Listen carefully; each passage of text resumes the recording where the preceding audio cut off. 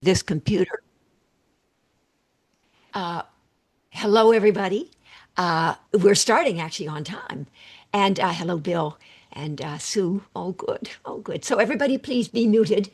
And Marilyn, also, please mute yourselves and mute. I muted you, Marilyn. All right. And now I'm going to try to show you, Stephen. Hello, Stephen. I'm going to try to show you my slides. And this is gets me nervous, but I'm going to go like this. And will you pray for me, please? Do you see my slides? Tell me, yes, you did. You did. All right. And let me just, and are they big enough? Yes, Can they're you? posted. Oh, thank you so much. Oh, good. Oh, good. Oh, good. So let me say, welcome, everybody. I'm so grateful that you are all here and a lot of good smiles, and I appreciate that. So my Oura Ring, the battery had run out after many years of using it, but it's back. And guess what? Come to find out that when I am, and I'd mentioned this to Kate, when I am either supervising or seeing my patients or teaching, I'm in the restorative mode. And the rest of the time, I am a bit stressed. Now, that does seem, that to me, that seems a little bit interesting that it would be that way.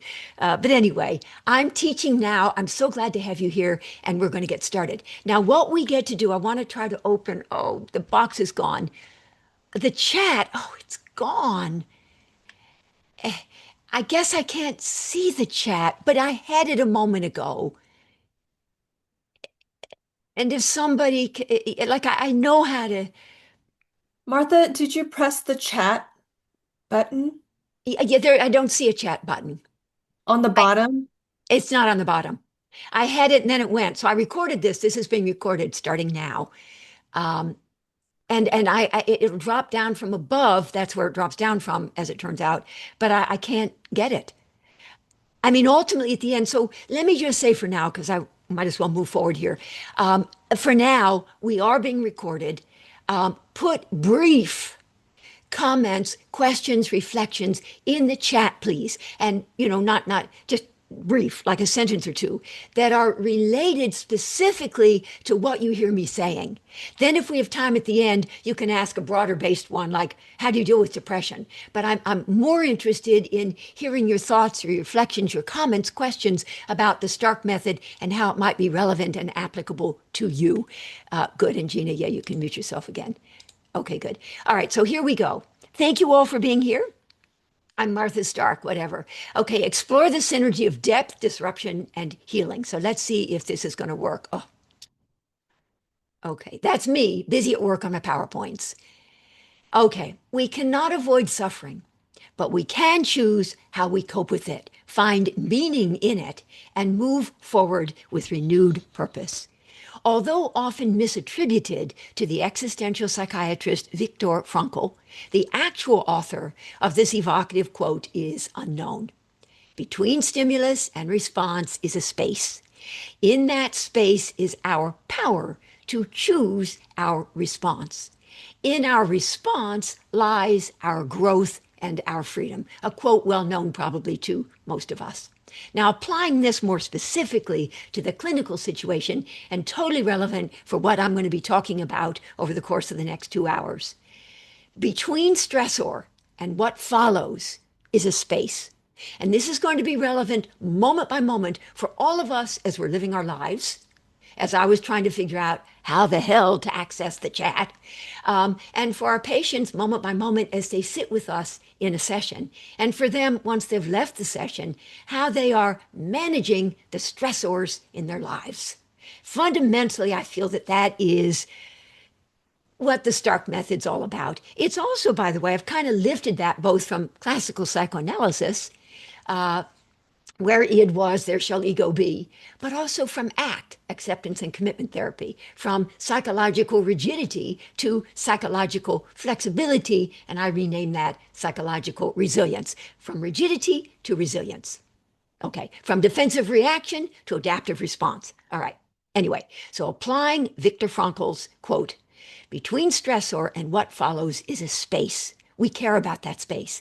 In that space is our power, either to react defensively, both words are important, when the stressor is simply too much, Always go up on my toes. But if I went up on my toes now, you'd see that I'm wearing my pajamas. So I'm not going to go up on my toes. All right. When the stressor is simply too much for us to manage, which will thwart our growth, or to respond adaptively, when we are more easily able to take that stressor in our stride, which will promote our freedom. Not only do we have the power to choose ultimately, maybe not initially, but as a result of movement in the treatment, deep embodied treatments, ultimately, not only do we have the power to choose how we make meaning of our lives, but we also have the responsibility to do so. It has been suggested that 10% of what happens to us is life, but 90% is how we defensively react or adaptively respond to it. Now, please note that I do not limit defenses to the well-known and more traditional ones: repression, suppression, projection, dissociation, somatization. Rather, I define defenses more broadly as speaking to any of the self-protective processes we mobilize when made anxious in the face of stressors. Stressors are so key here, and how we either react defensively. Oh, it dropped down. Oh, the thing dropped down. I can see oh, it's gone. Okay. Anyway, so whether we react defensively or respond adaptively. What was I saying? All right. Okay. So either we, made anxious, react to the stressor by reflexively defending.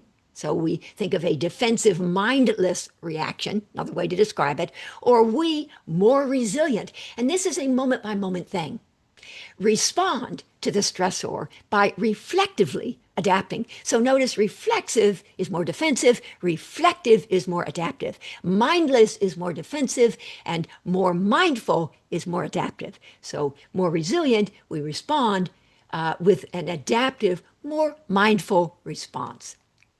Life is not about defensively waiting for the storm to pass. And up here in Cambridge, if we were ever busy waiting for the storms to pass, or down in Clearwater Beach waiting for the storms to pass, we would grow old waiting. So rather, adaptively, life is about adaptively learning to dance in the rain. And the theme of dance you're going to see is relevant throughout when I talk later about choreography and talk about the holding as the initial phase, then the provocation as the second phase, and then, thanks to Martha Carr, C-A-R-R, the consolidation as the third phase. But then wash, rinse, repeat, wash, rinse, repeat.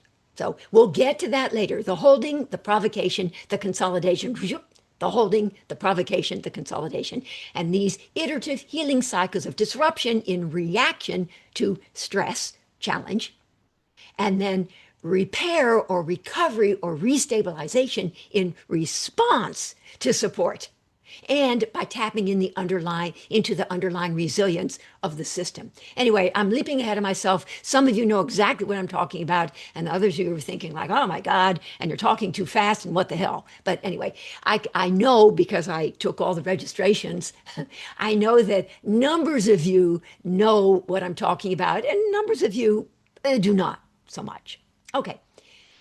Okay, therapeutic modalities, whether long-term or shorter term. This is not just psychoanalytic and that take years. This is whether long-term or shorter term, that have profound and sustained psychodynamic change as their ultimate goal. For example, psychoanalysis and other depth psychologies, the alphabet soup, right? Including but not limited to ACT, IFS, EMDR, ISTDP, AEDP, EFT, NLP, SE, Peter Levine's somatic experiencing, sensory motor psychotherapy, and psychomotor psychotherapy. So Pat Ogden's and Al Pesso, my dear, dear, dear friend, and may rest in peace, and mentor. Anyway, therapeutic modalities that have deep, sustained change as their ultimate goal must be able, eventually, and graduated, to transform, in the more traditional words of psychoanalysis and ego psychology, low-level defense into higher level defense, or more evolved adaptation. So from defense to adaptation. and or we could put it as psychological rigidity into psychological resilience, lifting from ACT, such that the patient, whatever her starting point, whatever her initial level of functionality, whatever her diagnosis, I'm not specifically about diagnosis, and you'll see that as we proceed. So wherever she is, our hope is, wait a minute, I don't need to have that shown again. Okay. Our hope is that the patient will advance a little bit along this continuum from defensive reactivity as being the go-to to a little more adaptive responsivity. And graduate, it's not like they are something at the beginning of treatment and at the end they are, I'll say some big words for you all, but aware, model 1, accepting, model 2, accountable, model 3, accessible, model 4, and acting, model 5. It's not like they get there eventually at the end, but even over the course of the treatment, for there to be a shifting from mindless reactivity to more mindful responsivity, moment by moment. Okay. So anyway, such that the patient will become ever better able over time, it's graduated, incremental, to manage the myriad stressors. Stress is at the heart of this in her life, to which she's being continuously exposed. I mean, I know that for me, not only at the beginning when I couldn't find the chat, and in the moment I can't find it again, but that's a stressor and how you deal with it. And I'm not giving myself a lot of credit for how I handled it, but I seem to be back on track in the moment. Anyway, such that the patient will become ever better able to manage the myriad stressors in her life to which she is being continuously exposed, ever more adept at responding adaptively and mindfully instead of reacting defensively and mindlessly. And a lot of my patients now are sort of getting it. They'll say like, oh my God, I didn't handle it very well. I just kind of knee-jerk reactivity, my conditioned reactivity, my conditioned the way I deal with stuff, which is I don't really deal with stuff. It's more defensive and it's like I don't deal with it. Or, well, I think I handled it well. I processed it, integrated it, and adapted to it. And in that moment, I feel good that I was able to consolidate, thank you, Martha Carr, to consolidate to a slightly more evolved, higher level place. Okay, so here we go. Okay, one of my favorite slides. You guys have seen this, I suppose. I'm never going to eat that much again. That's a mindful response. Versus, oh, look, food. That would be more a mindless reaction. Okay, the relationship between defense and adaptation is a yin-yang relationship, of course. It's these self-protective mechanisms are complementary, not opposing forces. And later, if I dare to, I'm going to mention thesis and antithesis, the dialectical tension between them, and ultimately synthesis, or the idea that every problem holds elements of its solution. Even Freud knew that. Well, Freud knew a lot of things. Freud knew also that. But anyway, so it's not like either or. It's a yin-yang relationship. So furthermore, all defenses have an adaptive component, just as all adaptations serve a defensive function. Nonetheless, and more generally, although defenses might once have been necessary for the patient to survive, as rigid defenses become updated to more resilient adaptations, the patient becomes ever better able to thrive. The therapeutic action is indeed designed to transform rigidity into resilience and surviving into thriving. A dramatic demonstration, I love this, of the direct relationship between resilience and thriving. Decades ago, two obstetricians made an intriguing discovery about the paradoxical relationship between regularity of fetal heart rate and fetal mortality. They discovered counterintuitively that the more metronome-like the heartbeat, lub, dub, lub, dub, the less likely the fetus would be to survive, because that's too rigid. Whereas the greater the heart rate variability, lub, dub, lub, dub, lub, lub, dub, lub, dub, lub, dub, that's more resilient. The more likely the fetus would be to thrive. So all the way back to way back in the womb. In other words, variability, adaptability, flexibility, and resilience are critically important for the health of both body and mind. The ultimate goal of deep treatments, ever less defensive rigidity, ever more adaptive flexibility or resilience. Notice that the stiffest tree is most easily cracked, while the bamboo or willow survives by bending with the wind. All right, from surviving to thriving.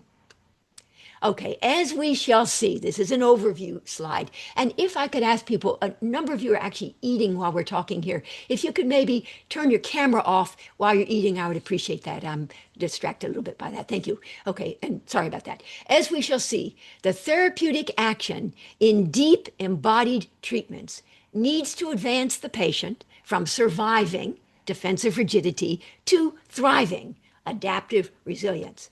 So, psychodynamic psychotherapy must therefore, this is an important slide here, afford the patient both impetus and opportunity, albeit belatedly after the fact, to master traumatic relational experiences, both presence of bad, trauma and abuse, absence of good, deprivation and neglect.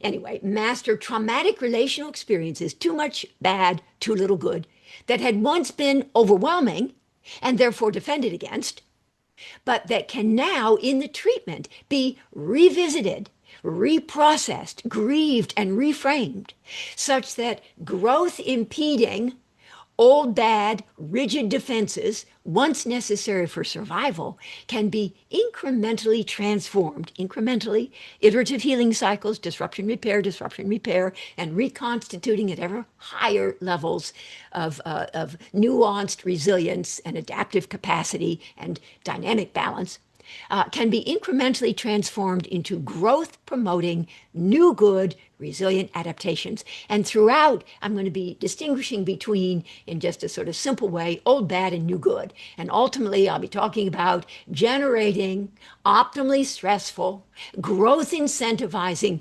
mismatch experiences between old bad and new good. And in all 5 of my models, the 5 models in my Stark method, the interpretive perspective of classical psychoanalysis, model 1, the deficiency compensation or corrective provision perspective of self-psychology, the intersubjective perspective of contemporary relational theory, my model 4, an existential humanistic approach to easing, to facilitating surrender into analytic oneness, Ofra Eshel, and easing despair, and so on. And then model 5, a quantum neuroscientific approach to analysis paralysis and neural entrenchment and being just really stuck. But anyway, be that as it may, now why'd I get into that? But in any event, those are my 5 models. I guess I felt just compelled to sort of name them for those of you who sort of like, huh?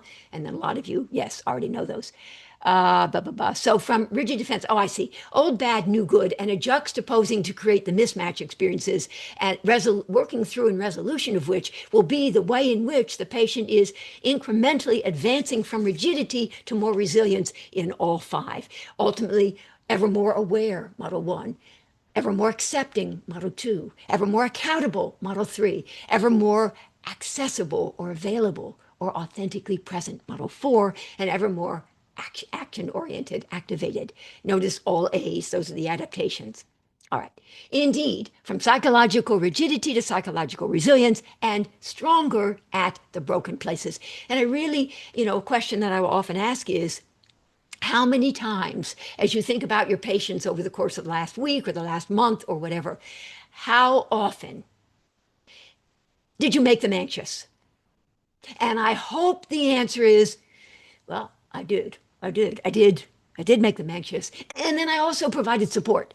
So I anxiety provoking challenge, but also anxiety assuaging support. That's what I'm talking about, mismatch experiences, not just good, and sort of, oh, they feel it's all good, they feel held, they feel supported. That's good. And they feel good, but they leave the session and it's gone. And they come back the next time, and this happens in my Thursday spot supervision sessions where clinicians presenting will be honest and acknowledge that the patient comes back. They would have had an outstanding session from the point of view of both patient and therapist, but the patient comes back either the next day or the next week and says, I went home and it was gone. And that means it wasn't really deep structural change. And I'm talking about deep structural change. It doesn't mean that everything changes, but that there are some structural additions, some structural modifications to what's inside, such that you're ever more psychologically resilient, ever better able to handle all the some things that come our way over the course of a day, even. Okay, stronger at the broken places. The world breaks everyone, and afterward many are strong at the broken places, Ernest Hemingway. And my favorite slide, what doesn't kill you makes you stronger. I don't know how they ever created that, but there you go. And he's going to get that cheese if he could ever figure out a way to kind of reach around and get it. All right. Okay, the Stark method of psychodynamic synergy, 5 dimensions of resilience. Now, I also call it a CARES approach, CARES, to help you kind of remember a little better. We'll get to that in 1 second.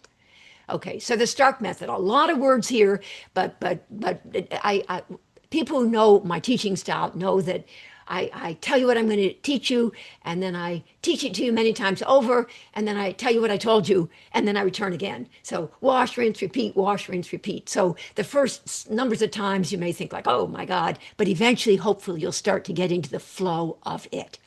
All right, so we have 5 interactive, interdependent, mutually enhancing modes of therapeutic action. I care about how we translate our theory into real life practice. That's what I care about. And I know a number of you also care about that, including Ehsan, the diet, and others care a lot about how we do this. So not just theory, not just practice, but how we translate or integrate. Okay, model 1. The interpretive perspective of classical psychoanalysis. I chose a sentence that comes to mind perhaps for many of us. Where id was, there shall ego be, is one way to capture the essence of classical psychoanalytic approach. Model 2, the deficiency compensation perspective of self-psychology. Pretending that it can be when it can't is how people break their hearts. Elvin Semrad, one of my mentors at Mass Mental Health Center decades ago during my training. And the point here is, whereas model 1, as we shall see, the interpretive perspective is about interpretation, model 2, this deficiency compensation or corrective provision perspective, is ultimately about facilitating grieving, because it's the process of grieving disillusionment, because you had the illusion, and then the inevitable disillusionment that by way of working through, by grieving, the disillusionment, there will be, and I'm going to use these big words, we'll get more into them later, adaptive, right, not defensive, adaptive, transmuting, that means structure building, internalizations of the good that had been and is, apart from the empathic failure. Anyway, Semrad's quote is very relevant, pretending that it can be when it can't. So these are people who have the relentless hope, my expression, relentless hope, or the illusion of perfection or perfectibility in others and the self. Right? But pretending that it can be when it can't, when the panel of 10,000 objective judges would have said, forget it, it's not going to happen, is how people break their hearts. Okay, model 3, the intersubjective perspective of contemporary relational theory. And I finally just decided to put in my quote, the hallmark of a successful projective identification, because that figures prominently in the negotiating at Darlene Ehrenberg's Intimate Edge. The hallmark of a projective identification does. The hallmark of a successful projective identification is the therapist's ability to tolerate what the patient finds intolerable. So, by the way, may those of us who dare to venture into Model 3 land, the intersubjective realm, may we have been in our own effective, relatively successful treatment so that we can bring more of our authentic selves into relationship and do more negotiating at Darlene Ehrenberg's Intimate Edge. We'll say more about that later. Model 4, an existential humanistic approach, okay, to accessing the private self, the true self. You're thinking Winnicott, of course. Easing loneliness and finding meaning in despair. And here we go.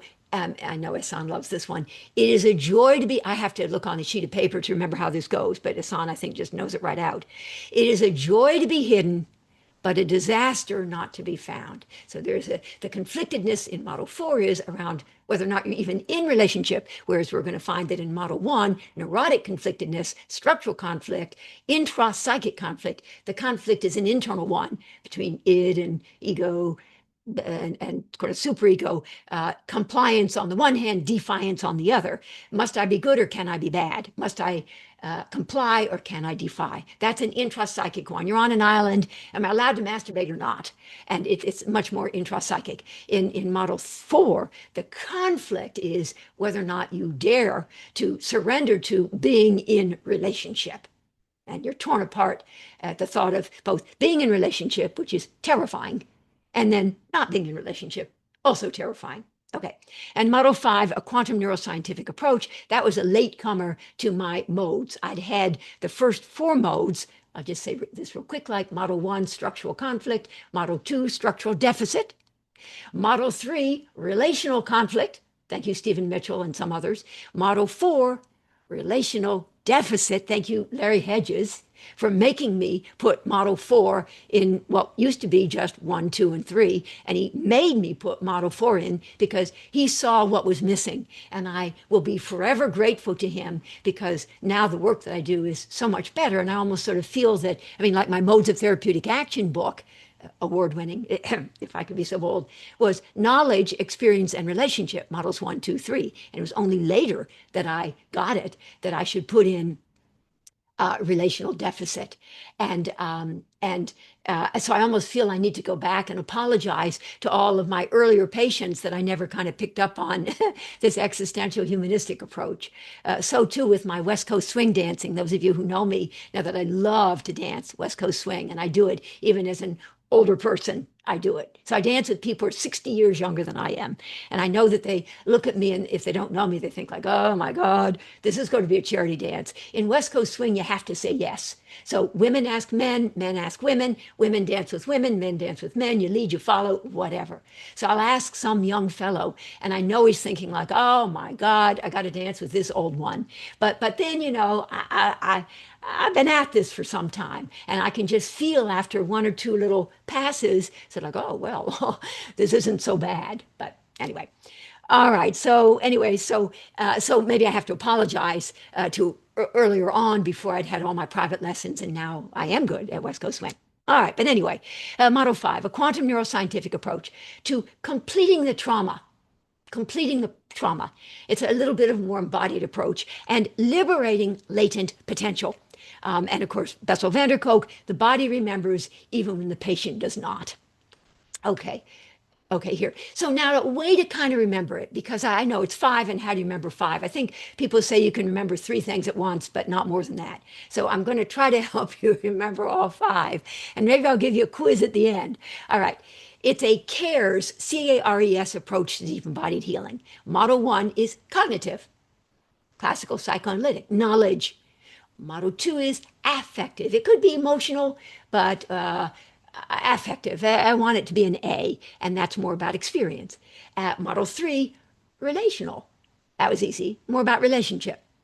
Model 4, existential. Now we're getting there. That's about meaning, C-A-R-E. Then, more recently, from 2010 to 2020 is when I was getting more and more training in the shorter term, more intensive approaches. And I got with the program, and I realized I needed to add a model 5, and that's called synaptic, and that's about memory and narratives. But then since it's quantum neuroscientific, the neuroscientific is synaptic, but the quantum part is superpositional. Notice the S, the existence of multiple possible states simultaneously.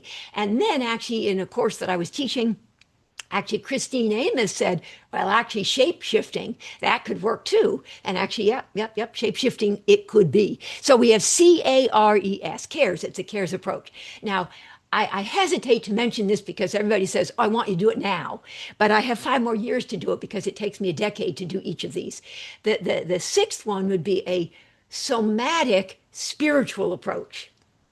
And but I'm not evolved enough yet to be able to get there. And that would be CARESS, a caress approach to deep embodied healing. Wouldn't that be cool? So everybody says, oh, tell me about it. Well, I don't have it yet. It's more virtual. I don't have it yet, but I'm working on it. Okay, so here we go, in no particular order other than when I first became familiar with each approach. So this is just kind of trying to encapsulate what I've said to this date. In the 70s, the interpretive perspective of classical psychoanalysis, enhancement of introspective knowledge within. Notice the prepositions. Model 2, that was in the 80s. The deficiency compensation perspective of self-psychology. This is provision of compensatory experience. 4, notice the preposition. Model 3 in the 1990s, Darlene Ehrenberg and Jessica Benjamin and Owen Rennick and Stephen Mitchell and Jay Greenberg and all the wonderful people at the William Alanson White Institute. And they were sort of like totally cool. Now, people faulted them for sort of like, well, it's all about what's happening in the here and now. What? The unconscious is a black box? Sort of like, no.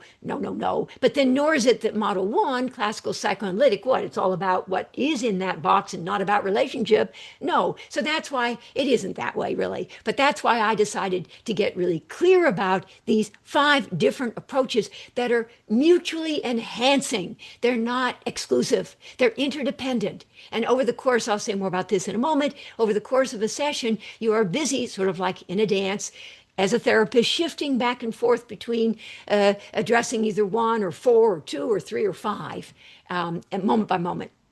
And do you make a lot of mistakes? Yes, you do. In every session that I do, I probably make like a misstep. I probably make, I don't know, 8. I made that number up. 12 missteps where I realized, shit, there was an opportunity to do something and I missed it. Or sort of like, well, I said that and it was right, but the timing was off. And it's okay. It's okay. You can make lots of mistakes. If you're not making lots of mistakes, you're probably not trying hard enough.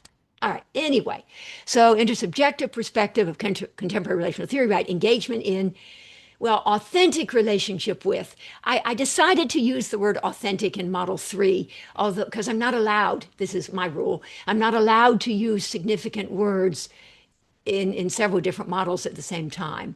And I'm sorry about that a little bit because I'd like to be able to use it in Model 4. But I guess I can't because it goes in Model 3. So Model 2 is about empathic attunement. Model 3 is about authentic engagement. All right, Model 4, 2000 to 2010, an existential humanistic approach to benign regression, fostering it, facilitating that, and harmonious interpenetrating mix-up. Michael Balint. I love that. Or analytic oneness. Ofer Eshel, an Israeli psychoanalyst, and our dear Winnicott, A New Beginning. So this is an existential approach to fostering, facilitating, so we think facilitating environment, holding environment, Winnicott, to creating, fostering a benign, not malignant, but a benign regression. And Model 5, 2010 to 2020, where I finally got with the program a quantum neuroscientific approach to overcoming analysis paralysis and neural entrenchment. This is about envisioning of quantum possibilities beyond. All right, so for some of you, it's like, oh my God, and others of you, oh, okay, interesting. All right, here's another way to capture it. So Model 1, structural conflict.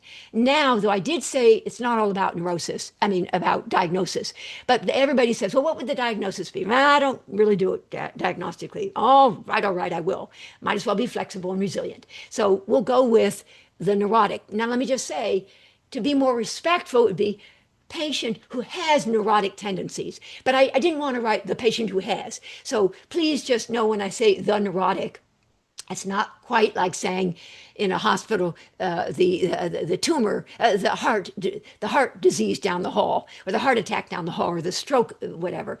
So it could be a little disrespectful, but please let me say this. So the neurotic conflictedness. Model 2, structural deficit. because of absence of good. So now we have narcissistic vulnerability, narcissistic woundedness, and narcissistic damage. And we have the narcissist. Model 3, now we have, thank you, Stephen Mitchell and others, relational conflict. Now we have noxious relatedness. Now, why did I say noxious relatedness? Notice, please, the ends. The N words. So neurotic conflictedness, narcissistic vulnerability, noxious, meaning contentious and not so good, noxious relatedness. So now we have the character disorder, and we have a little more extreme version, the borderline, who doesn't really have a solidly established evocative memory capacity. More on that another time, not today. Model 4, relational deficit. Thank you, Larry Hedges. Now we have non-relatedness. Non-relatedness, there's the N word. Or as Arne Modell would have said, affective non-relatedness.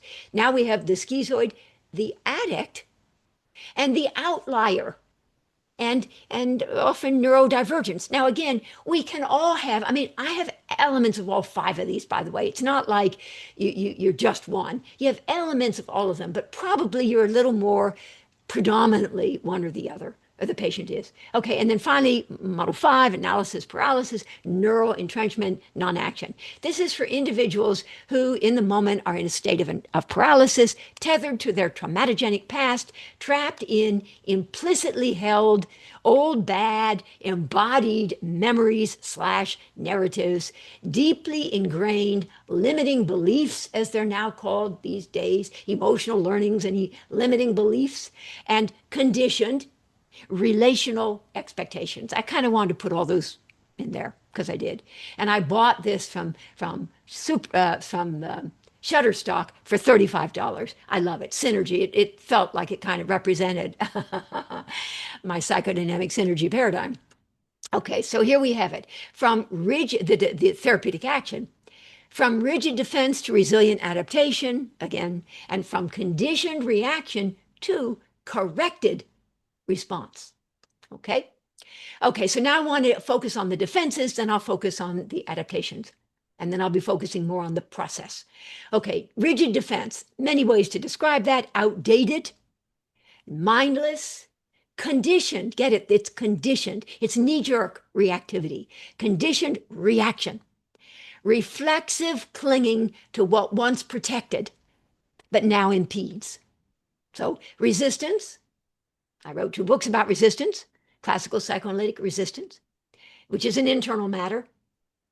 Relentless hope, sort of my term there, a refusal, not the inability. I don't really go for inability. The refusal to confront and grieve the reality of the object's limitations, separateness, and immutability. That's relentless hope. Okay, that's model 2. That's the defense. These are all the defenses. Model 3, reenactment. Compulsive and unwitting reenactment of unmastered early on relational traumas on the stage of the treatment and on the stage of one's life. So that's reenactment. Notice the R words. All of the defenses start with the letter R. Okay, model 4, we have retreat. Now, this is an existential humanistic perspective. So the more humanistic perspective, perhaps retreat, and the more existential perspective would be rejection of existence. So, well, okay, I'll leave it at that for the moment. Okay, in model 5, quantum neuroscientific, refractoriness, refractory inertia. But that's kind of a big word. So my people have said, oh, Martha, why don't you just say rut? All right. So this is when they're in a rut. Okay, the 5 dimensions of psychic rigidity. Stephanie Barthmeyer really loved this slide, so I wanted to put this in here. Model 1, the resistant self. Model 2, the relentless self. Model 3, the reenacting self. Model 4, the retreating self. And Model 5, the refractory self. And now let me just say, people will send to me, I mean, if you could send an anonymous email, they would probably want to try to do that. But people send to me, they'll say, by the way, Martha, I want you to know I'm model 4. Well, I want to say, quite frankly, all of us have, especially all of us therapists or people who are actors or whatever, We have a bit of the Model 4. A lot of us do. Very few people are just like totally, totally out there and solidly comfortable with engagement and it's all good and we bring our true selves and our authenticity, et cetera, et cetera. So anyway, the retreating self, and the refractory self. Okay. Now for adaptations. Resilient adaptation. These are updated, not outdated, but updated, more mindful, not mindless, corrected, not conditioned, responses. Conscious embrace of what was once intolerable, but now empowers. So, model one, awareness. Model two, acceptance. Now, you might say, well, wait, model one, Freud, whatever, that was about insight. I know, but insight starts with an I. So, can we go with awareness? Let's agree we go with self-awareness, awareness. Model two, acceptance, sober, mature acceptance of the reality that it was what it was, is what it is. But a sober, mature acceptance that sort of like, good. Hi, Sylvia, again. Glad to see you back. Okay, good. So, model three, thanks for the smile. Okay, model three, accountability. Now, sometimes people will say, well, if you're holding the patient accountable, don't they feel blamed? You got to do it carefully, obviously. But in accountability is also an important word. The important word in accountability is empowerment. If indeed you can hold yourself responsible for and take ownership of and accountable for something, there's empowerment in that because you can do it differently next time. And in your relationships, for example, you know that you shouldn't be ever busy thinking of yourself as a victim or ever busy wanting to get back at someone, that there's accountability for those unmastered early on relational traumas and the narratives that derived from early on traumatic relational experiences and what you might then knee-jerk in a conditioned way tend to play out or reenact on the stage of the treatment. Now, it is also enactments. That's the way it is in the literature. But then some people, including me, come along and say reenactment. Usually the enactments are a story about what had been. And it's a reenactment with the hope for a different outcome, a better outcome this time. Okay, model four. Okay, here we go. The A word, so what you get to, right? So from the defenses, all of which start with R, we went through that, to the adaptations, all of which start with the letter A. So in model four, we have accessibility, emotional accessibility, emotional availability, and aliveness. Aliveness. Okay. Now, I said it's existential humanistic. So that first part is a little more, well, humanistic maybe, but existential, I want to say model four is a story about helping the patient evolve from, because it's a graduated, evolving over time, from nihilistic rejection, there's the R word, there's the defense, nihilistic rejection of existence. If John Crete's on the line, I hope he's going to like this. Anyway, from nihilistic rejection of existence, of life, to existential acceptance. There's the A word. Acceptance of life's complementarities, complexities, polarities, uncertainties, paradoxes, and dialectical somethings, and from rejection of life to acceptance of it's what I call two parts, both end, but it's sort of like, yeah, the despair, but also aliveness. And yes, and then we're going to die at the end anyway, but also, so it's both. And right, and being able to accept the reality that it's not just all good or all bad, but it's both. Two parts, both end. All right, model five, action, activation, actualization. Okay, good. Okay, the therapeutic action. So here are important words in red. So please, if you had to choose one word, this is what I went with. So these are the 5 catalysts for change. And over the course of a session, you might be staying in one of them or maybe never doing any of them. That's okay too. And just supporting and creating the holding. But then we're not really talking about deep structural embodied change. But if we're talking about going deep, whether short term or longer term, or long term or shorter term, okay. Model 1, this won't surprise you, right? Interpreting, like duh, right? Interpreting to resolve structural conflict, neurotic conflict. Can I be bad or must I be good? And there are other conflicts too, but that's a prominent one. Between forces, id forces, aggressive, sexual, whatever, and resistant, mobilized by the ego, made anxious, resistant counterforces, creating that. So you interpret it and hope to enhance the patient's awareness of the fact that they have this kind of internal conflict. Interpreting, okay, model 1. Model 2, grieving, fundamentally about grieving. Now, not all self-psychologists are busy thinking, that it's about grieving. Some would just simply say it's sort of mostly about the holding and creating a safe space. And that's certainly necessary. It's actually necessary for all 5. It's necessary, period. But plenty of self-psychologists do also talk about the importance of grieving, and it's they who've come up with the term transmuting internalization, meaning structure building internalization, whereby you internalize or take in self-object, psychological parenting functions that the object, the self-object, had been providing prior to the empathic failure. And so you have to grieve that, process and integrate it and grieve it. And as part and parcel of the grieving, there will be adaptive, transmuting, structure building, internalization. And in the literature, though it's sloppy in the literature, I like to make the distinction between defensive introjection of bad. Think pathogenic introject, defensive introjection of bad. So your pathogenic introjects. Model 3 is a story about internal presence of bad, versus adaptive internalization of good. So model 2 is part of the healing is adaptive internalization of good as a result of grieving, disillusionment, disappointment, and loss. There you have it. That's model 2. By adaptively internalizing self-object functions. Okay, now we do model 3, negotiating.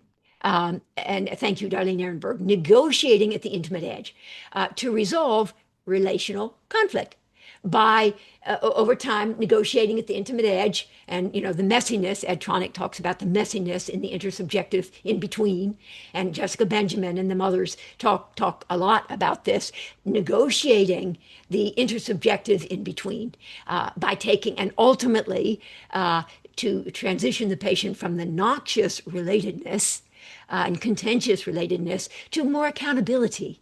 And I mean, it's not like everything's all good now, but being able to take ownership of the part you've played in the messiness that can sometimes unfold in a relationship. Okay, moving on here. Okay, model 4, surrendering, one of my favorite words here. So surrendering. Now, let me say, somebody, Marway, pointed this out to me. Model 1 is about interpreting. That's what the therapist does. Model 2 is about grieving. Actually, that's what the patient does. Model 3 is about negotiating. That's co-created. That's done by patient and therapist. But that's at the heart of the therapeutic action. Okay, model 4, surrendering, the therapist facilitates, and I'm copying from Masood Khan now. He says that it's important to be able to help the patient overcome their dread of surrender to resourceless dependence. I'll say it again because I so love those words. So in model 4, and it's about helping the patient, facilitating the patient's overcoming of their dread of surrender to resourceless dependence, or Winnicott would have said absolute dependence or infantile dependence, and such that there can be a starting over, a new beginning. This is where it's regress to redo. This is where, quite frankly, this is about what, some people think of psychoanalysis, like, oh, you got to go back and regress. In model 1 per se, I don't see it as being so much about regression per se. Model 4, when necessary, and at some point or another, probably for all of us, in a good treatment that we got, or several treatments that we might have ultimately had, there will be an opportunity to go back, to do a redo. And I kind of into energy medicine and stuff like that, and scalar energy. I have a little device that I put on my body, scalar energy, and it does a cellular reset. And I think of model 4 as being sort of a bodily and mental reset. So you can kind of start over again. Okay, surrendering to resources dependence, Masood Khan. Okay, to resolve relational deficit. And the thought being that you will then generalize it from the small to the all. Okay, so if they can do it with you, the therapist, ultimately maybe with others as well.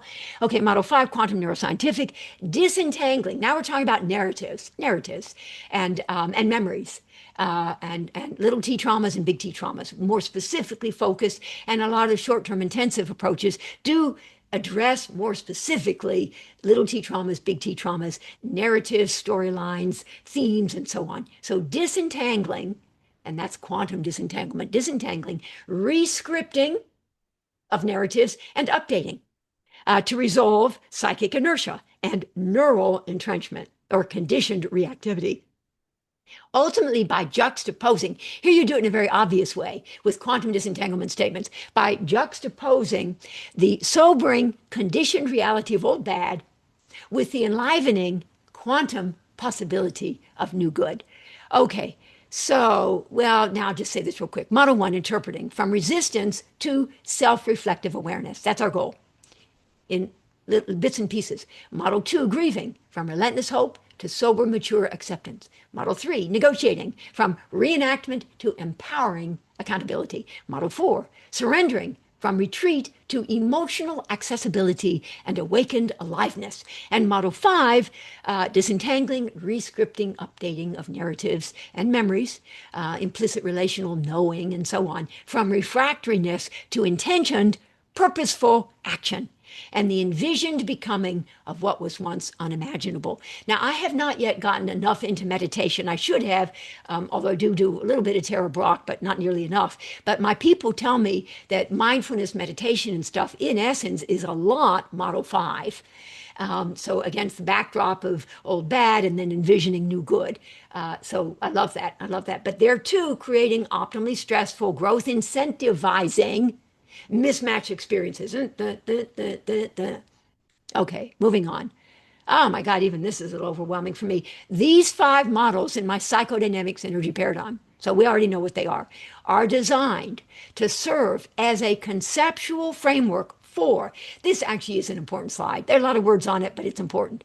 Both teasing out the patient's underlying and more enduring psychodynamic traits, signature character traits that are relatively stable and sustained over time, and directing the therapist's immediate focus to the patient's transient and ever-shifting psychodynamic state. These are the defensive reactions that are more fleeting. And these would be, oh, I'm sorry, the earlier one, yes, either neurotic, narcissistic, noxious, non-related, or non-actualized. That's more foundational. That's more character structure. Whereas in the moment by moment, and what you're sitting with as you sit with your patient is in the moment, in reaction to what just happened or didn't happen, whether or not they become resistant or relentlessly hopeful or reenacting or retreating or rooted to the spot. Or nothing. That's okay. Maybe nothing, but that's okay. But in other words, the Stark method offers therapists a clinical compass. Think of my $35 synergy compass, a coherent theoretical scaffolding specifically designed. And by the way, I've developed this over the course of 45 years. This was not something that I just sort of invented last night, although quite frankly, I'm so busy evolving that my slides from yesterday are a little different today because I keep evolving in my thinking. There you go. So a coherent theoretical scaffolding specifically designed to guide, orient, and steady them, therapists, in real time as they attune to the moment-to-moment dynamics of the unfolding clinical process. The Stark method is a nuanced, integrative model that holds both the enduring architecture of character structure and the fluid defenses that emerge within the evolving hello, Donna. Hello, Donna. Within the evolving relational matrix of the analytic engagement. Okay, so as a session unfolds, oh, here's a good expression here, the point of emotional urgency. So I think that, I mean, yes, we want to be micro-tracking their affect, but also able to tease out the point. I didn't, and I'll correct this. Bob Mailman taught me this one, and I should have put it, I have him elsewhere. I should have put it here. So he taught me about this one. The point of emotional urgency for the patient, it will inevitably shift. Like what's most important to the moment to the patient in the moment, guiding the therapist toward the model most clinically relevant in the moment. So model 1, neurotic conflictedness, resistance. Then you do a conflict statement. Now you don't know what those are yet, but you will eventually. To highlight the internal ambivalence and tension between can I be bad or must I be good, you do a conflict statement. Model 2, narcissistic woundedness, therefore relentless hope, and disillusionment statements. That's the intervention. To facilitate grieving. And you can do it other ways too. But people say, well, how can you do it? So like, okay, well then do something akin to a disillusionment statement, which has 3 parts. You had so hoped that I would just simply give you the answers and you would feel better. That's the first part. But you're beginning to get it that it doesn't work that way. That's the reality of their disillusionment. And it enrages you, and it's devastating. You had so hoped that she would eventually come to love you, but you're beginning to get it that she really doesn't, that she's already married or that she's going to marry someone else. And it's devastating. That's to facilitate the grieving, and working through disillusionment and loss. And again, the good thing about that will be the adaptive, you just memorize this in your head, adaptive, transmuting internalizations of the good stuff that was there, that then gets to be preserved internally. Model 3, the noxious relatedness, leading to reenactments. And now we use accountability statements or relational interventions to negotiate the edtronics messiness of mutual enactments or reenactments at the intimate edge, Darlene Ehrenberg, of authentic relatedness. And projective identification is often involved here. I also have something that I call my rule of 3, which is really sort of a take-home please. And today's Thursday, tomorrow, Friday, maybe use it with your patients. The rule of 3 is as follows. When the patient has done something that you, the therapist, consider to be provocative, a provocative enactment, given everything, it's provocative, a little obnoxious and not fair and provocative, then you get to say to them 1, 2, or 3 of the following. And it's along the lines of accountability and ultimately empowering them. So you can ask either, how were you hoping I would respond to what they'd just done? Okay, that's more id. And or you could say, how were you afraid I might respond? That's more superego. And or how were you imagining that I would respond? Whereby you're attempting to engage the executive functioning of their ego. So the example I always give is, it was at the end of the session. I'm walking my patient to the door. I've worked with my patient for quite some time. And right at the door, she says, oh, by the way, I've decided I'm going to take a break. And I, inside, sort of, God, that's not okay to do it that way. So I had some countertransferential reactivity for sure. And in the moment, I almost forgot my rule of 3. And then I tried to process and integrate my annoyance and upset. And then I managed to say, finally, how do you think I'm going to respond to that? I figure I might as well get a little supervision from her. So how do you think I'm going to respond to that? And she said, oh, you're probably going to say, come back next time and we'll talk about it. So I said, yes, come back next time and we'll talk about it. So she came back the next time, we talked about it, and many other things for the next years. So it's all good. So anyway, so that was model 3. Model 4, okay, non-relatedness, retreat, facilitation statements a la Winnicott, to highlight the need for and fear of engagement with life itself. For them, the ambivalence. Model 1, the ambivalence is an intrapsychic. Can I masturbate or must I not? Can I be bad or must I be good? Model 4, the ambivalence is about even being in relationship. So to highlight the need for and fear of engagement with life itself. It's an existential humanistic approach. And I am really all about, I have people presenting to me in my Thursday spot supervision group.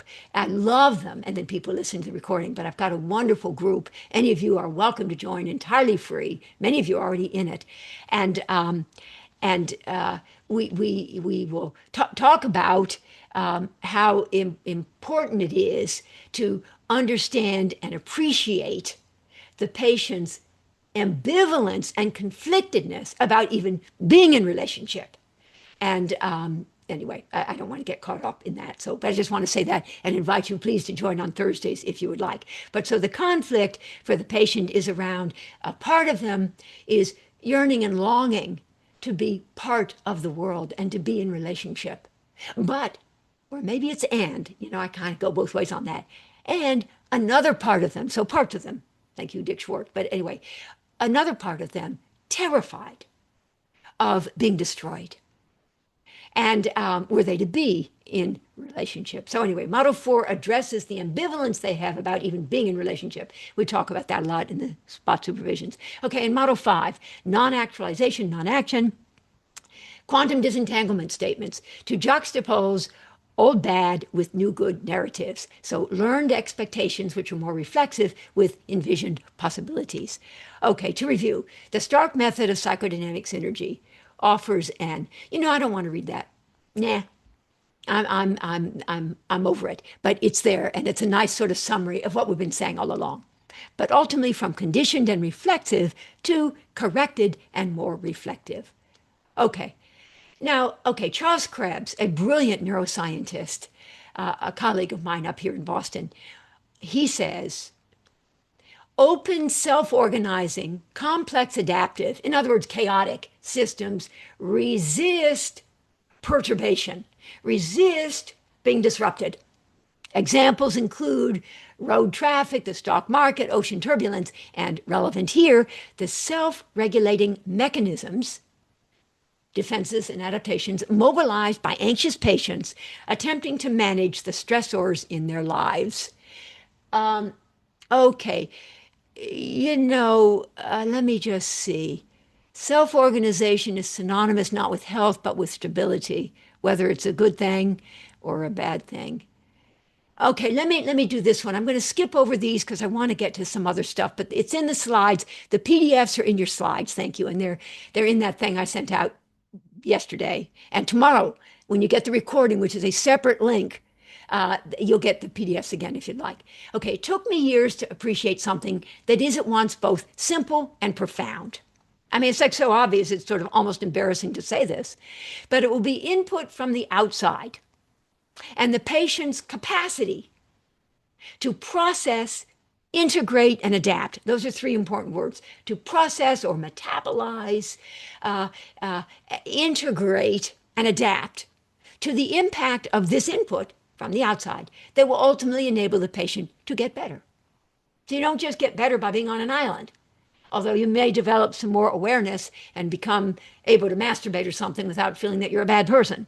But basically, it's input from the outside. I mean, I'm kind of more relational, and what most people are at this point. And even Freud knew. I mean, Freud knew that you have a mother and a father, and he knew he had a daughter and stuff like that. So he didn't emphasize it, but I mean, of course he knew. All right, but anyway, but more importantly, it will be stressful input from the outside and the patient's capacity to process, integrate, and adapt to the impact of this stress that will ultimately jumpstart the patient's recovery by tapping into the patient's underlying resilience, innate striving toward health. You have to believe in what we have, even as we get older and our defensive system or our immune system isn't quite what it used to be. We do have an intrinsic capacity to self-correct. You got to believe in that. I believe in it in the face of optimal challenge.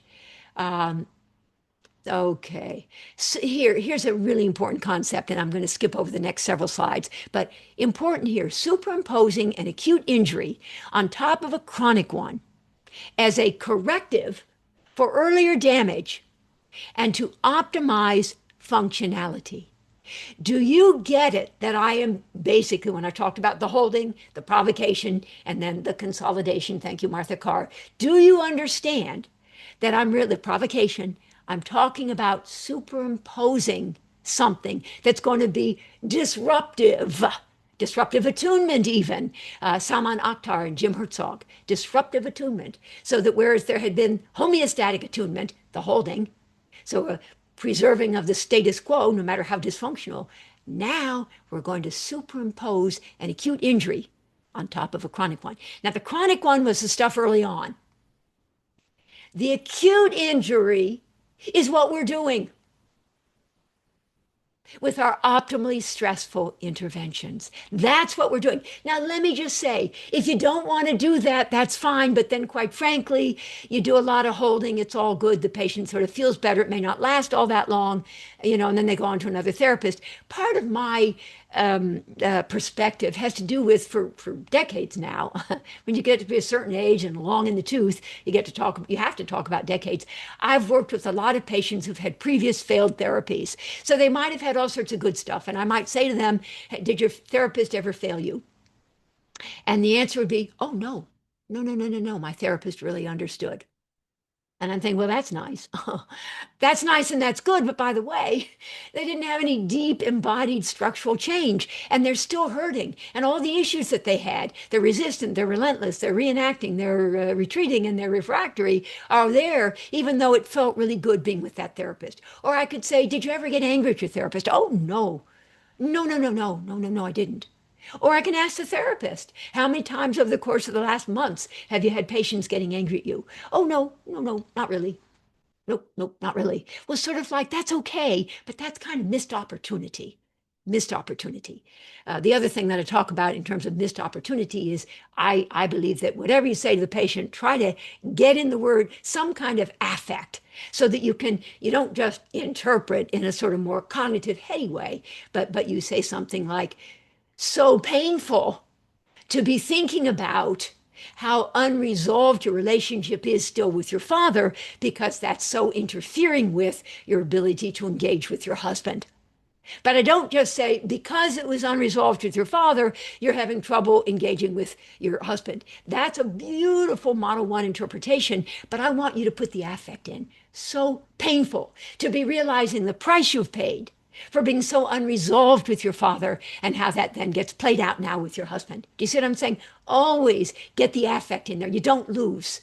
And that's going to deepen. That's going to deepen, deepen. So deepening the affect would be the second thing. And the first thing would be creating a situation sometimes where they're made anxious by a challenge. Challenge means, so I had somebody say, oh yeah, I challenged the patient. Yeah, I gave them a really deep interpretation. Oh, good. What was it? Okay, good. It was profound. I said, did the patient get anxious?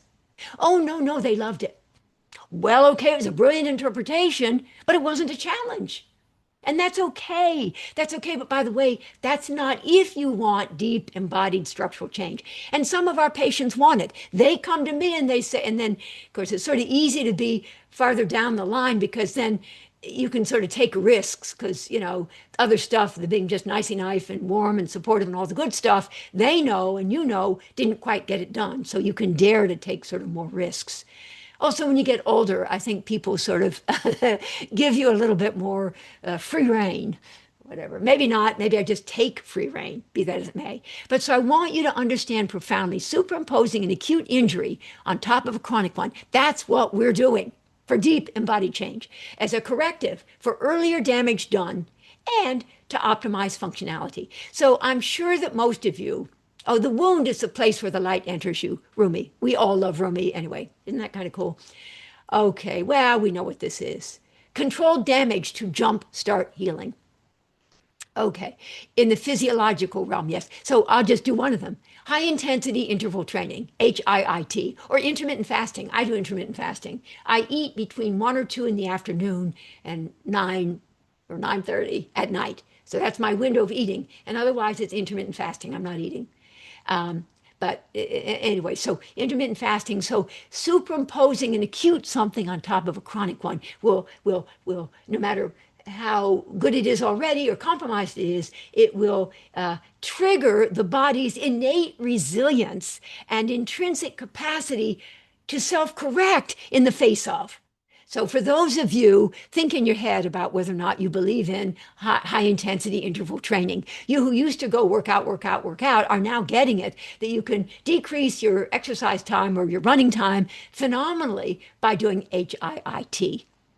Okay, this one. Yeah, right. I just read this real quick. Depriving ourselves of half a night's sleep once a week, preferably the second half of the night, for example, 3 to 7 a.m., can produce a rapid, even if short-lived, restabilization of mood and recovery from depression.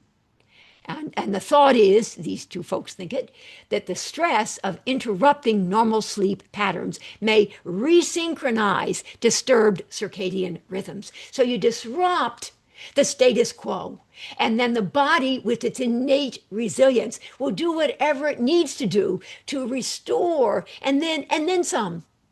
And then some. All right. Well, moving on. Mental exercises. Yes, go at it. Your Sudoku and juggling. I was trying to do juggling for a while. That was a lost cause. I'd do the balls and I'd throw them out the window by mistake. I still have work to do on that, but so much for that. All right, here we go. And this is a lovely thing, but we're not going to do it. The Sandpalm model of chaos theory. Iterative cycles of defensive collapse in reaction to challenge, anxiety-provoking challenge, and adaptive reconstitution at ever higher levels in response to support and by tapping into the underlying resilience of the system, but restabilization at ever higher levels of complexity and dynamic balance. And it's a compelling visual. Don't you just love that picture? I can just like look at it for the cumulative impact over time of optimal stress on both body and mind.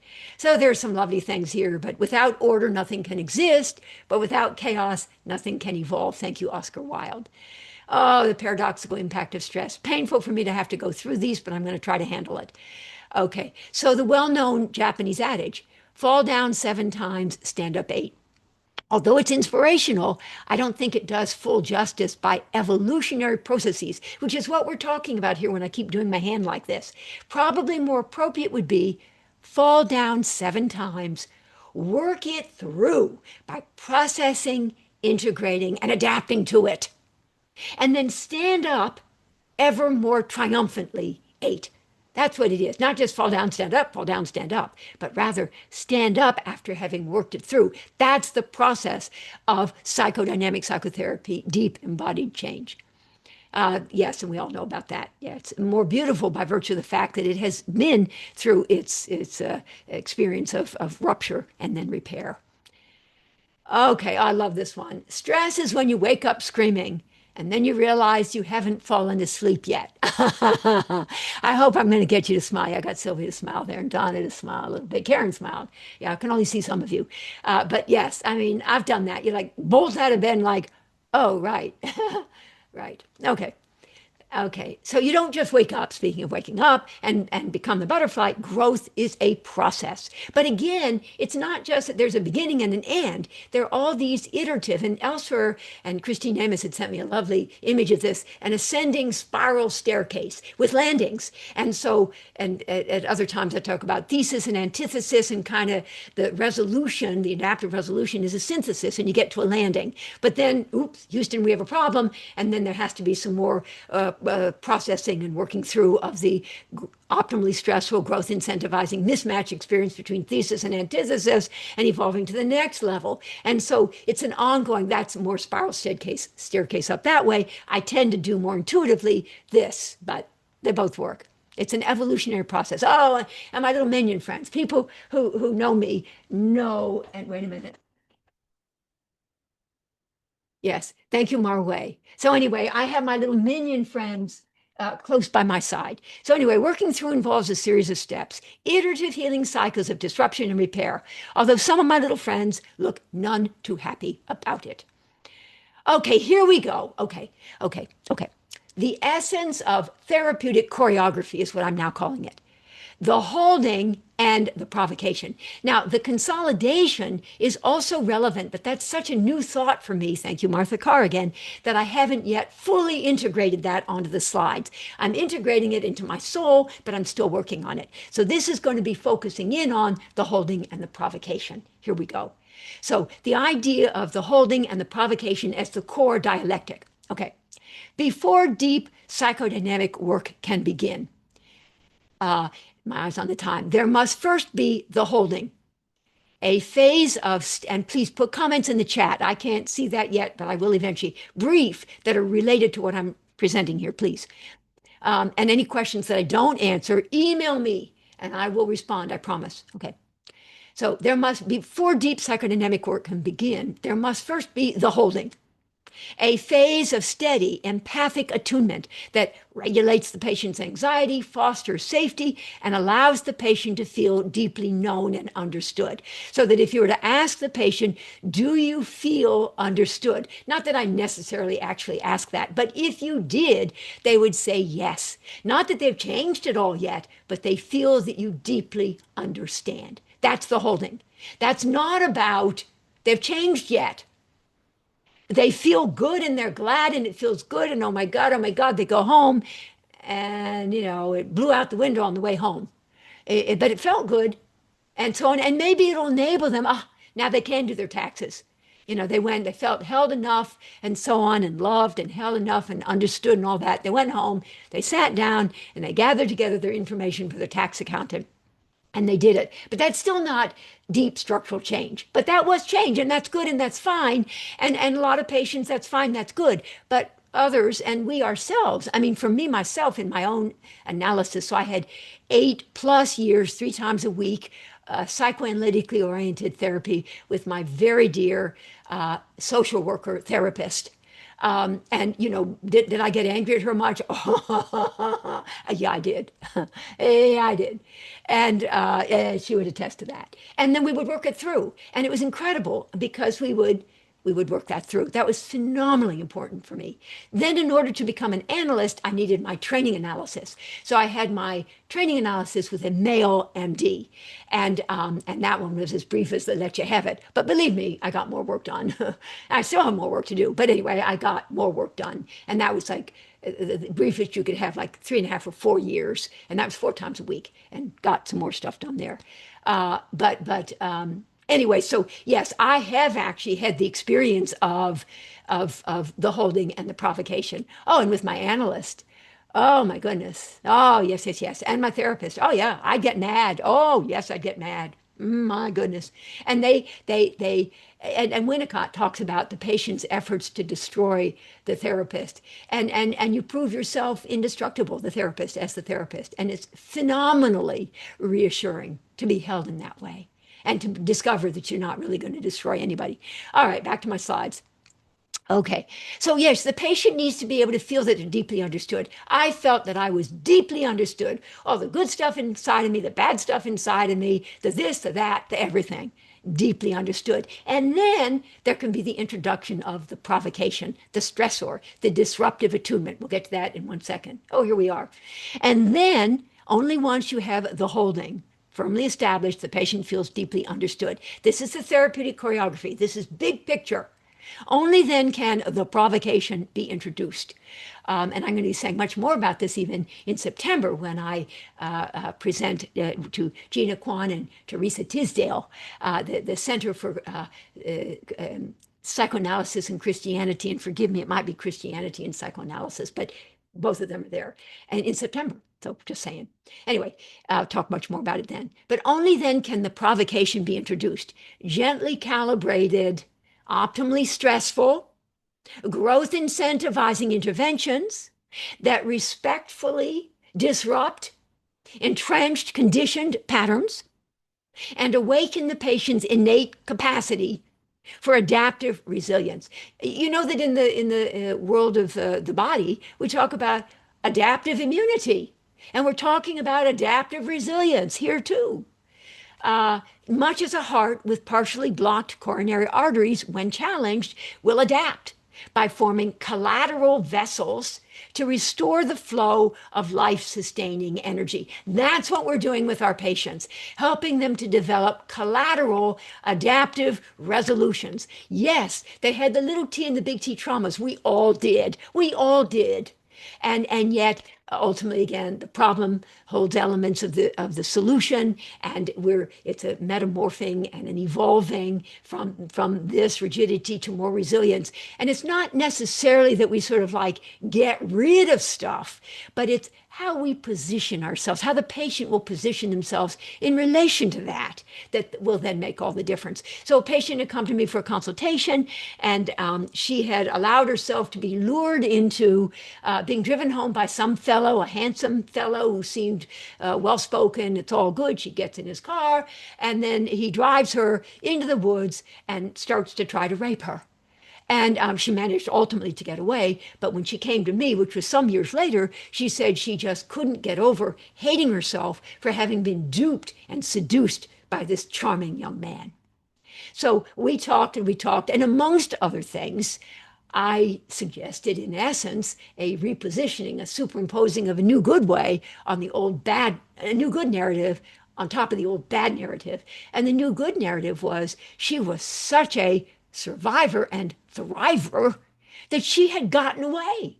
And he did not succeed in raping her. So it was the same incident, and I'm so sorry, but she repositioned herself in relation to it. And that's what we're talking about. We're not going to change our history or even change our here and now, but we reposition ourselves in relation to it. And a lot of you people, and thank you, especially in my spot supervision group, know that you watched me you watched me as I was experiencing it. I, who was happily living down in Clearwater Beach in our home on the beach, on the ocean. Oh, it's the Gulf of Mexico, but it looks like the ocean, so I call it the ocean.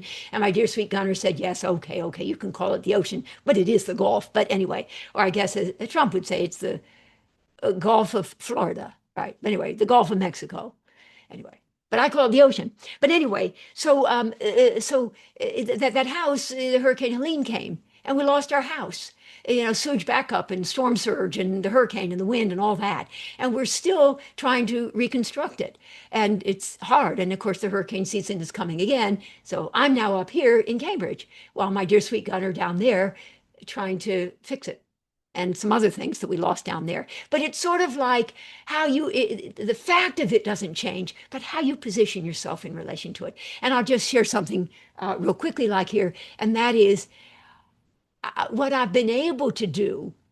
I used to, with my dear sweet Gunner, this is sort of a kind of vulnerable and sort of sweet thing that I'm now going to say. What I used to do with my dear sweet Gunner is we would spend time together just being really happy and enjoying each other and enjoying our lives and enjoying playing and enjoying being together. I don't have that anymore, not directly. So I have a lot more time freed up. And with that time, I'm now being more productive. And so I'm creating all these PowerPoints and doing all these presentations and doing stuff that before maybe I didn't quite have the time for. So instead of being really happy, I'm really productive. And I do have a sense of deep satisfaction. And I am delighted to see all of you here and all the people who will be listening to the recording. So thank you for that. So we all have bad things that happen to us, but it's how we position ourselves in relation to them that's really going to make the difference. All right, back to my slides. So the holding, back to the holding, will enable the patient to feel deeply understood during the session. But that experience, although powerful and often cathartic, cannot usually be sustained once the patient leaves the therapist's office. Now, by contrast, ongoing introduction of the provocation, that is, superimposing an acute injury on top of a chronic one, and incremental working through of the mismatch experiences thereby created, will foster deep structural growth. An internal shift that endures as you're working it through and stays with the patient long after the session has ended. Okay, the essence of therapeutic choreography. I got that on Unsplash Pro. First the holding and then the provocation. That's very compelling. The holding. All right. Homeostatic attunement. Being with the patient exactly where she is, moment by moment. An attunement that maintains and does not disrupt homeostasis. You're not agreeing with it. You're not disagreeing with it. You're just understanding the fact of it. You're understanding, it's attuning to the status quo of the patient's defenses. You get it. Non-judgmental, compassionate. So empathic resonance is the therapist's exquisite attunement to the patient's internal world, a holding connection that tenderly validates and gently steadies what stirs within. It requires a finely tuned sensitivity, not only to the patient's affect moment by moment, especially when that affect carries overdetermined intensity or subtle emotional complexity, but also to the narrative with which that affect is intertwined. Often a deeply embedded limiting belief that is giving the feeling its organizing shape and its relational meaning. So the holding is necessary, but not sufficient for deep embodied healing.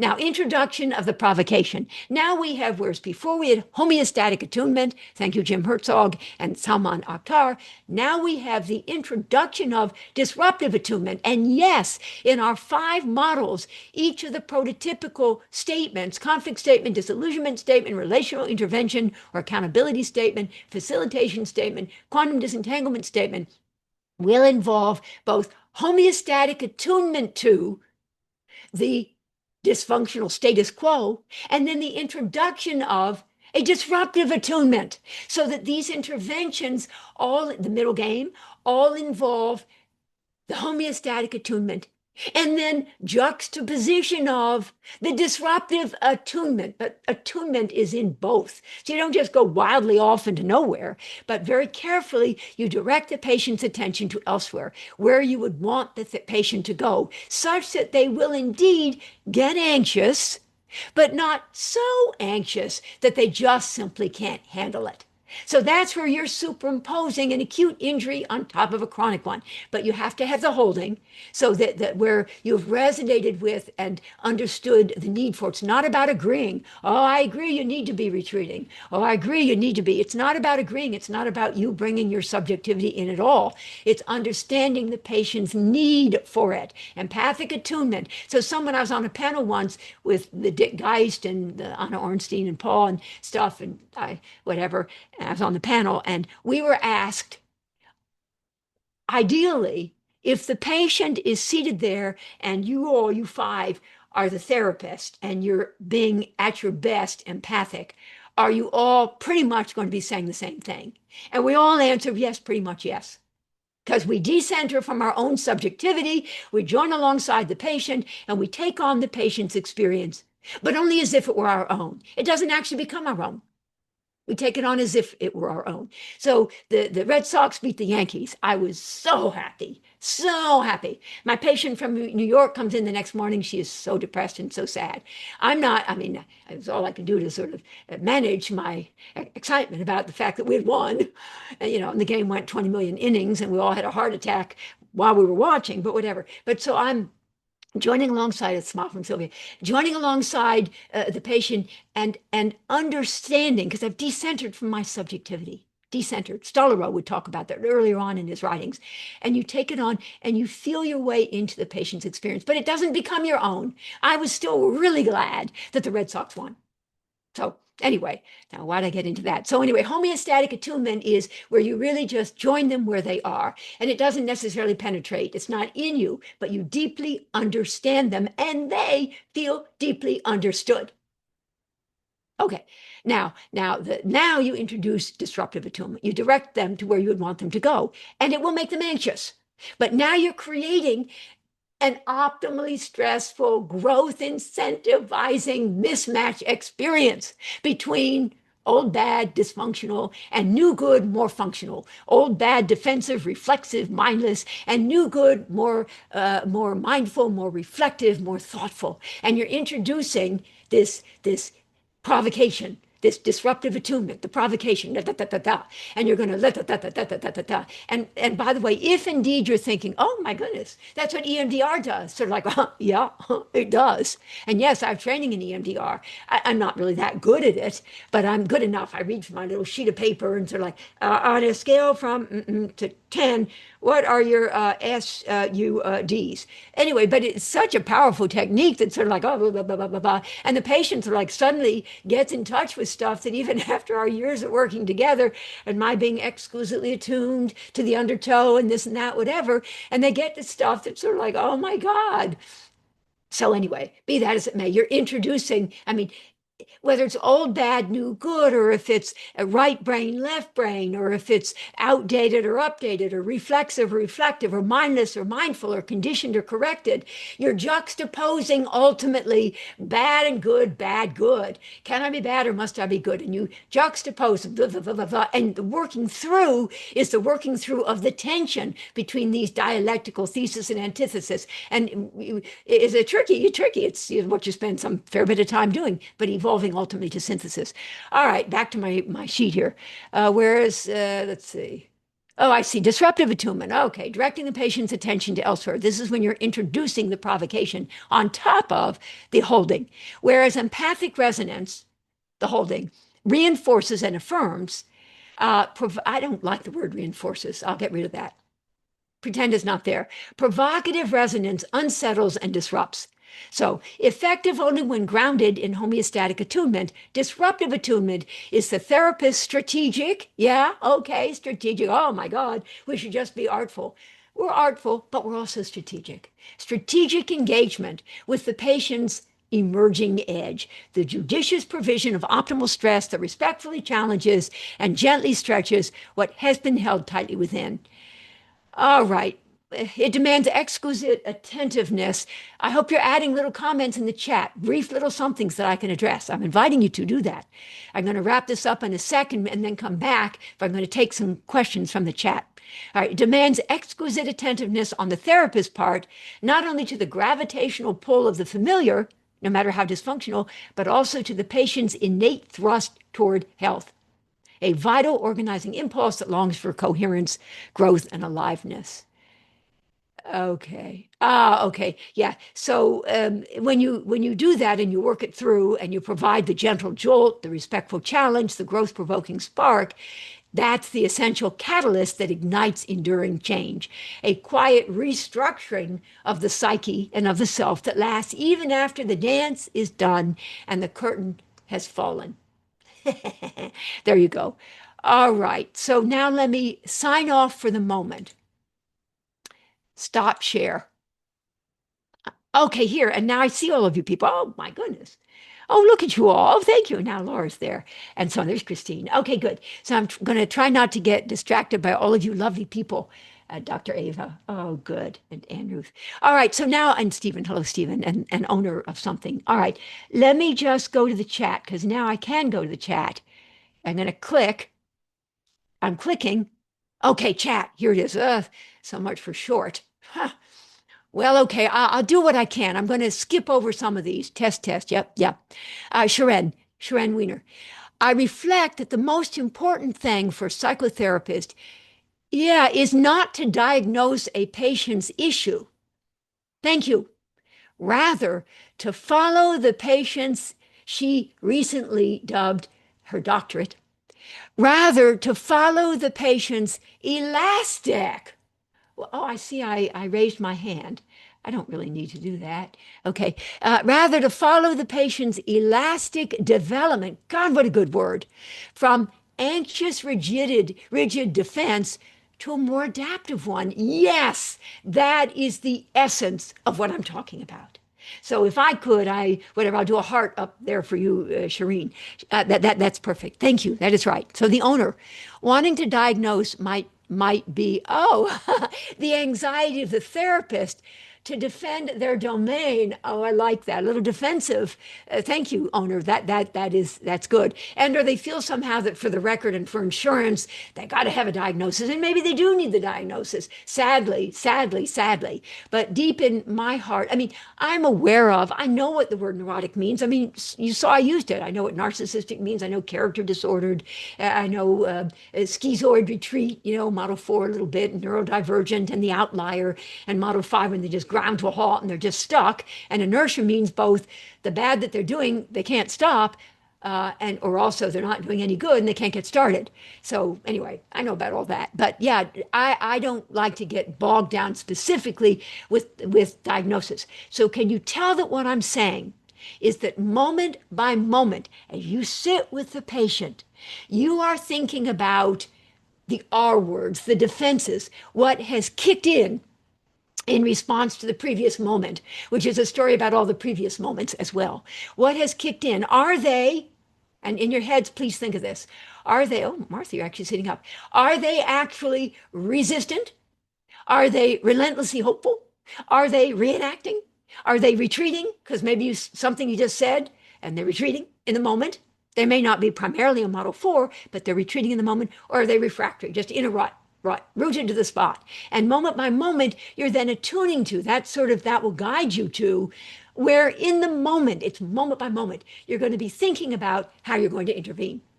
It's always against the backdrop of empathic attunement. Now, so even though Model 2 sounds a little bit more like, oh, that's all about empathy, it is. It's especially about empathy. Model 3 about authenticity. Model 1 about neutrality and objectivity. Yes, yes, yes.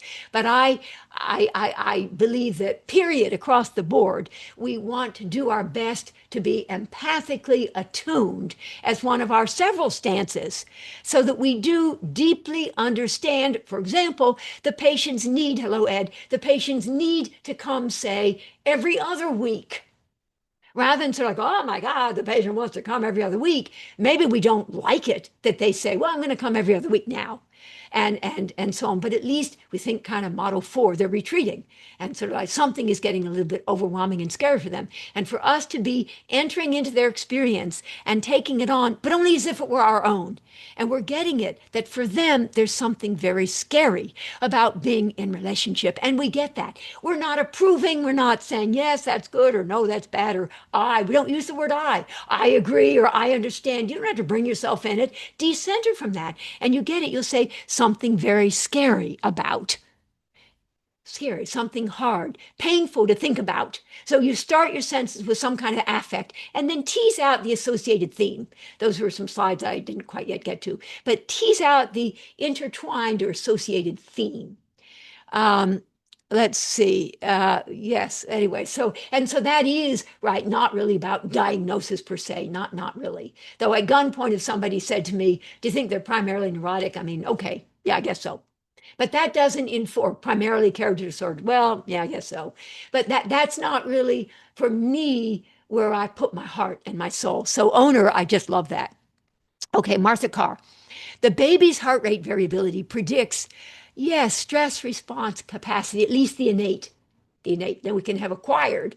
But it's not just the increased or variable heart rate, it's how quickly the fetus, yes, can move back to restorative state. Yeah. So that not which is a more granular and beautifully said, Martha, that back to a restorative state. So that, and even with our blood sugars, for those who have Oura rings and they're now doing Dexcom or whatever, and now they track their blood sugars spike, but how quickly spike of their sugar after they had something maybe they shouldn't have, but how quickly they can restore themselves to a more better level. So thank you for that reminder, Martha. The greater the capacity to do that, the better the ability adaptively to handle stress. Thank you, Martha. I mean, Martha, you are hot. You are on a roll. So thank you for that. And Martha is one of a number of people here who went to Miami. So in February, I mean, usually when I present, somebody else is sponsoring me or hosting me. And so I have to say, oh, is it okay for me to mention?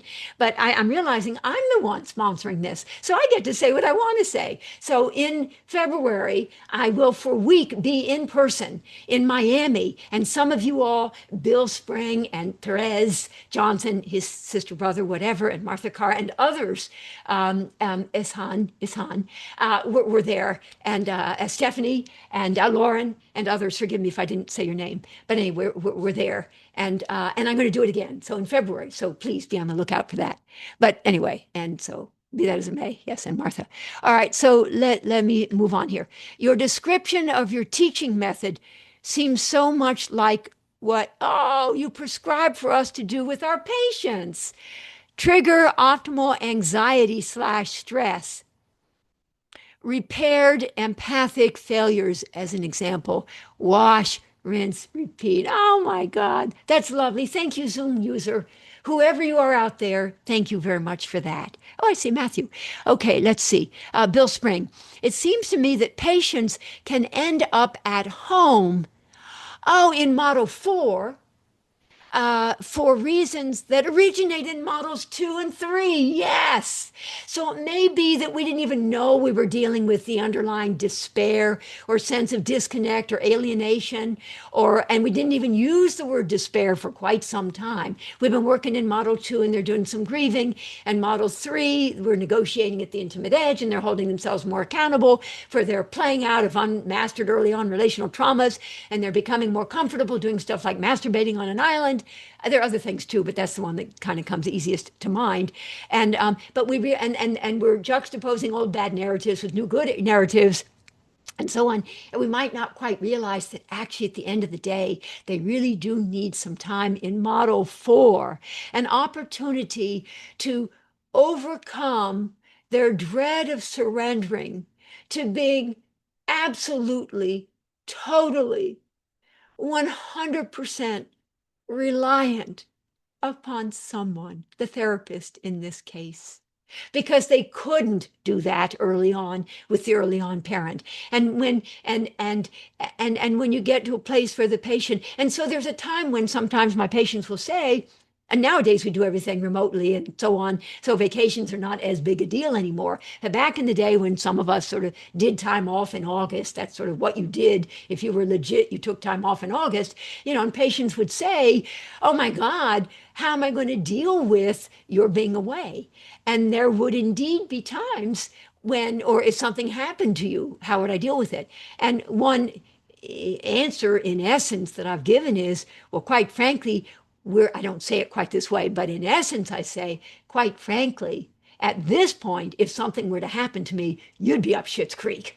But it's not always going to be that way, because we are actively doing our work at our intimate edge and model 2 stuff, grieving and this and that and internalizing, and models 4 stuff and feeling deeply held and coming more alive and into being and your true self blossoming, a la Winnicott and Arnie Modell and many others. And so there will come a time when it'll be sad if something happened to me, but quite frankly, it won't be the end of everything. So they're phases, right? So there'll be a time when, just as with a little one, if they lose their mommy and their daddy, they will survive, but that's going to be awful. But then there can come a time when you're like an adult saying you lose a parent, and it's like terrible. I've lost both my parents when I was a very grown-up adult, and it was terrible. But it wasn't like what it would have been had I been a very little one and I lost them. So, so anyway, okay, well, I'm not sure where that came from, other than Bill Spring. Thank you. Yes, yes. Ultimately, they end up at home in Model 4. Thank you. Thank you for that, Bill. Okay, Laura, I appreciate the reminder that it is okay, oh, absolutely, to make mistakes, and a necessary part. I think that it's not only inevitable, but it's necessary and therefore desirable. And I also have with my patients, we just call it's because my father was a chess master and other things too. But and in chess, you can do the take back. And so you can put your hand on something and move it, but the piece. But if you change your mind before the other person reaches for their piece, you can take it back. And I feel with my patients, I let them take back stuff, and I take back stuff. So I'll say something, and I can feel how it's landing in them. And it's like, oh my God, that's not right. And so then I say, can I take that back? And yes, now they'd probably remember it on some level, and I remember maybe what they said, but it's really not the same thing. I actually said to a patient one time, well, I love you and I even know you. That wasn't quite the way I wanted to say it, but I sort of meant to say, I do know them. I do know them in their depths, and I love them, whatever. Whatever. But so you can say stuff that's like, and you take it back. So thank you, Laura. I appreciate the reminder that it's okay to make mistakes. Oh, absolutely. And it's okay for them to make mistakes. And necessary part of learning reminded me how my perfectionism is in the way of my evolution learning. Let me say, Laura is someone who is fabulously attuned to her countertransference. May we all be attuned that she's acknowledging in front of all of us a perfectionism that, quite frankly, probably just about all of us have. And she's named that. And you're right. Oh, and you got a lot of likes on that one. You got yes, Liz, Tempe, and Cameron, and Mallory Weingard like that as well. Yeah, yeah. We all have stuff inside of us. I mean, the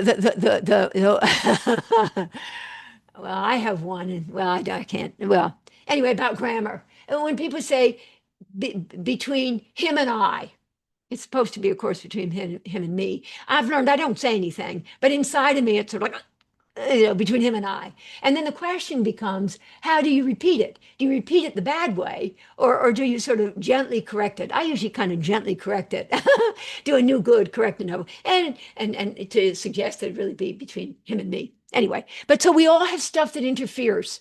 I have one, and that is, I mean, thank God. I mean, my mother ultimately died when she was 98, and it wasn't because she had been smoking, but she had been a smoker for a number of years.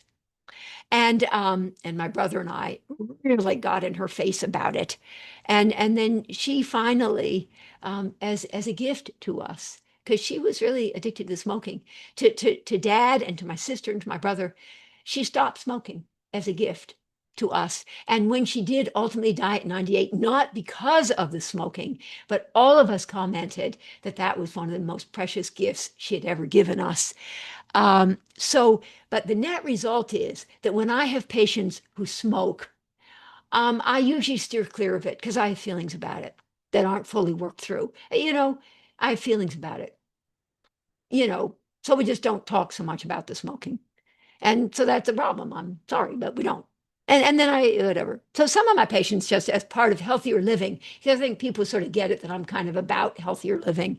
Some of them just sort of automatically do stop, like somebody named Gail stopped, and I'm delighted that she did. Okay, Martha Carr here. Okay, I think I've been trying to put the models in a hierarchy. Thank you for getting it that it's not that, because I think you're going to say it's not that. Level 2 has more primitive defenses than those in level 3, for example. Yeah, a lot of people are trying to do that.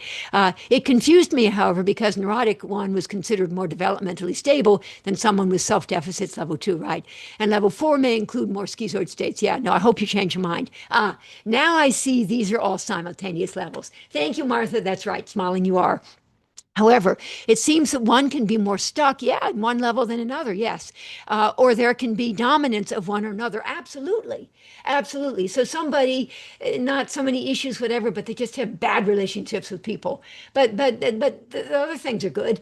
But, they're advanced in their career and they're accepting of things, and they can masturbate on an island and this and that, but they just get into contentious things with people. But they have other good things, and they're generous, and I mean, whatever. And they're whatever, they love their children, whatever. So yes, and it's not, nor is it that, well, you got to do model 2 first to get them feeling sort of comfortable and good, and then you can try some model 1 where you interpret. Maybe you get them a little aroused a little bit, but or aroused, whatever. And then model 3 when you discover some problems at the intimate edge, and then model 4 when you sort of delve into that, and then finally, if they're kind of stuck, go to model 5. No, in one session. Here's an example. Yep, my clock's over there. That's why I keep looking over there. Because there's my clock. Oh, there's my clock. And so a patient comes in. Yes, a patient comes in. I think to the emergency room, whatever, and they tell the story about how their beloved grandmother had died the night before, and as they tell me in a monotone. So clearly they're defended against letting themselves feel the full extent of their heartbreak. I, listening, find myself, this is one session, find myself feeling, an incredible sadness. And so I say, as I'm listening, I say with my hand here, oh, oh, I'm so sorry. By the end of the session, the patient himself is able to cry. Now, people think that that's empathy. Actually, I would call that more Model 3 authenticity. And I did it in one session. I let her experience come into me. I took it on as my own. And I wasn't just decentering and being empathic and not really deeply feeling it. I was actually feeling it. Probably resonating with losses I've had, et cetera, but feeling it in the here and now. Oh, and I get to say Model 3, I get to say the word I. Oh, I'm so sorry. And then that goes back. That was a projective identification happening. And that goes back into the patient who's then able to get in touch with what's now more manageable, and that is his own sadness and his own grief. That's model three. That's using our relationship and a certain kind of negotiating at the intimate edge to facilitate his evolving from the defensive, dissociated and flat and intellectualization and isolation of affect, whatever, to a more adaptive resilience and tears and grieving, which is a more important something, a more evolved and more better. Okay, so thank you, Martha. I love this. Now I see these are all simultaneous levels. However, it seems, yes, that one could be more stuck in one level than another, or there can be dominance of one or another. Absolutely. Also, that can shift over time. So someone whom you didn't realize, oh, hello, Paul, someone whom you had not really fully realized was so model four or so model five, then or model three, you come to realize it a little bit more as you get deeper and deeper and deeper. Okay, so here we go. Also, do you see these models as related to childhood developmental stages? I mean, I am a child psychiatrist and stuff. Um, I probably don't. I could think about it. Maybe I should, because you've gotten me to think about other things. So maybe I should, but I don't specifically. Nah, I don't so much. I don't. I don't. But thank you. So I'll probably have to think about that too. Owner and Gina Kwan love that. Okay, Liz Tampe. The good stuff that was there. Do you think there's usually always good stuff, even in the worst of circumstances or relationships? Do you try to find the good stuff with the patient? It will evolve. It will emerge. The good stuff. Do I think there's always some good stuff? Yeah, I think there's always some good stuff. However, in situations where, oh, hello, Jean-François, where it's so bad it's almost easier because it was so bad that whereas harder is fair, bare, and seductive, exciting, and ultimately rejecting, where there really was some good stuff, but then not. And then yes, and the exciting promise of some kind of relatedness, and then abandonment and rejection. No, that's harder almost. But yes, I do always think there's something good. There's something good. Or I mean, they weren't put out in a trash can. Although there are some parents who put out the kid in a trash can. That would be not good. So I mean, I guess probably, yeah, that would be not good. But then they got found by a lovely person who works at the hospital and adopted and into a new family. And so there's good stuff there. So there's good stuff for everybody in their childhood. Yes. Or maybe they died already and we don't know them yet. But yes, I do think so. Basically, I do. I do. I do. In response to your always good questions, Liz. Okay, Therese Johnson, the sister of Bill Spring. The moment to moment of a session must necessitate a constant, treatment strategy, attunement to treatment strategy from model to model. Yes, it does. As the client manifests, yes, it does. Movement from first one model to another, yes, it does. From being relentlessly hopeful to then suddenly being sort of resistant, not willing to look at some underlying forces and counter forces inside some internal neurotic struggle to retreat. But yes, it continuously shifting. And by the way, you might not realize it. That's okay too. And the worst that it would be probably would be missed opportunity. I mean, you're still hanging in, they're hanging in. You do care about them, you're invested in them, they're invested in you, whatever. Just there might be some missed opportunities, not the worst thing in the world. I miss lots of opportunities with patients. I'm not just saying that to make you feel better. I actually meant it. Let's see. We have to, as the client manifests movement from first one model to another, we have to be on our toes. Yes, I sometimes, and who like that, Gina Kwan like that. Sometimes we don't even, in the moment, I don't even realize what I'm doing. But later, if I happen to decide I want to sort of think about what I did, I'll realize that what I was really dealing with was a lot of model three, or then that what they weren't letting themselves do was to grieve some of their losses. And as a result, they kept hoping and they were relentless and sort of like, my God, don't you get it? It's not going to be happening. And so they were filled with grievances instead of grieving. Grievances are unmourned losses. Grieving is what you want them to do so that they don't have to be stuck with a depression and grievances and fetching and complaining about stuff. Okay, Judith. Oh no, Sharon.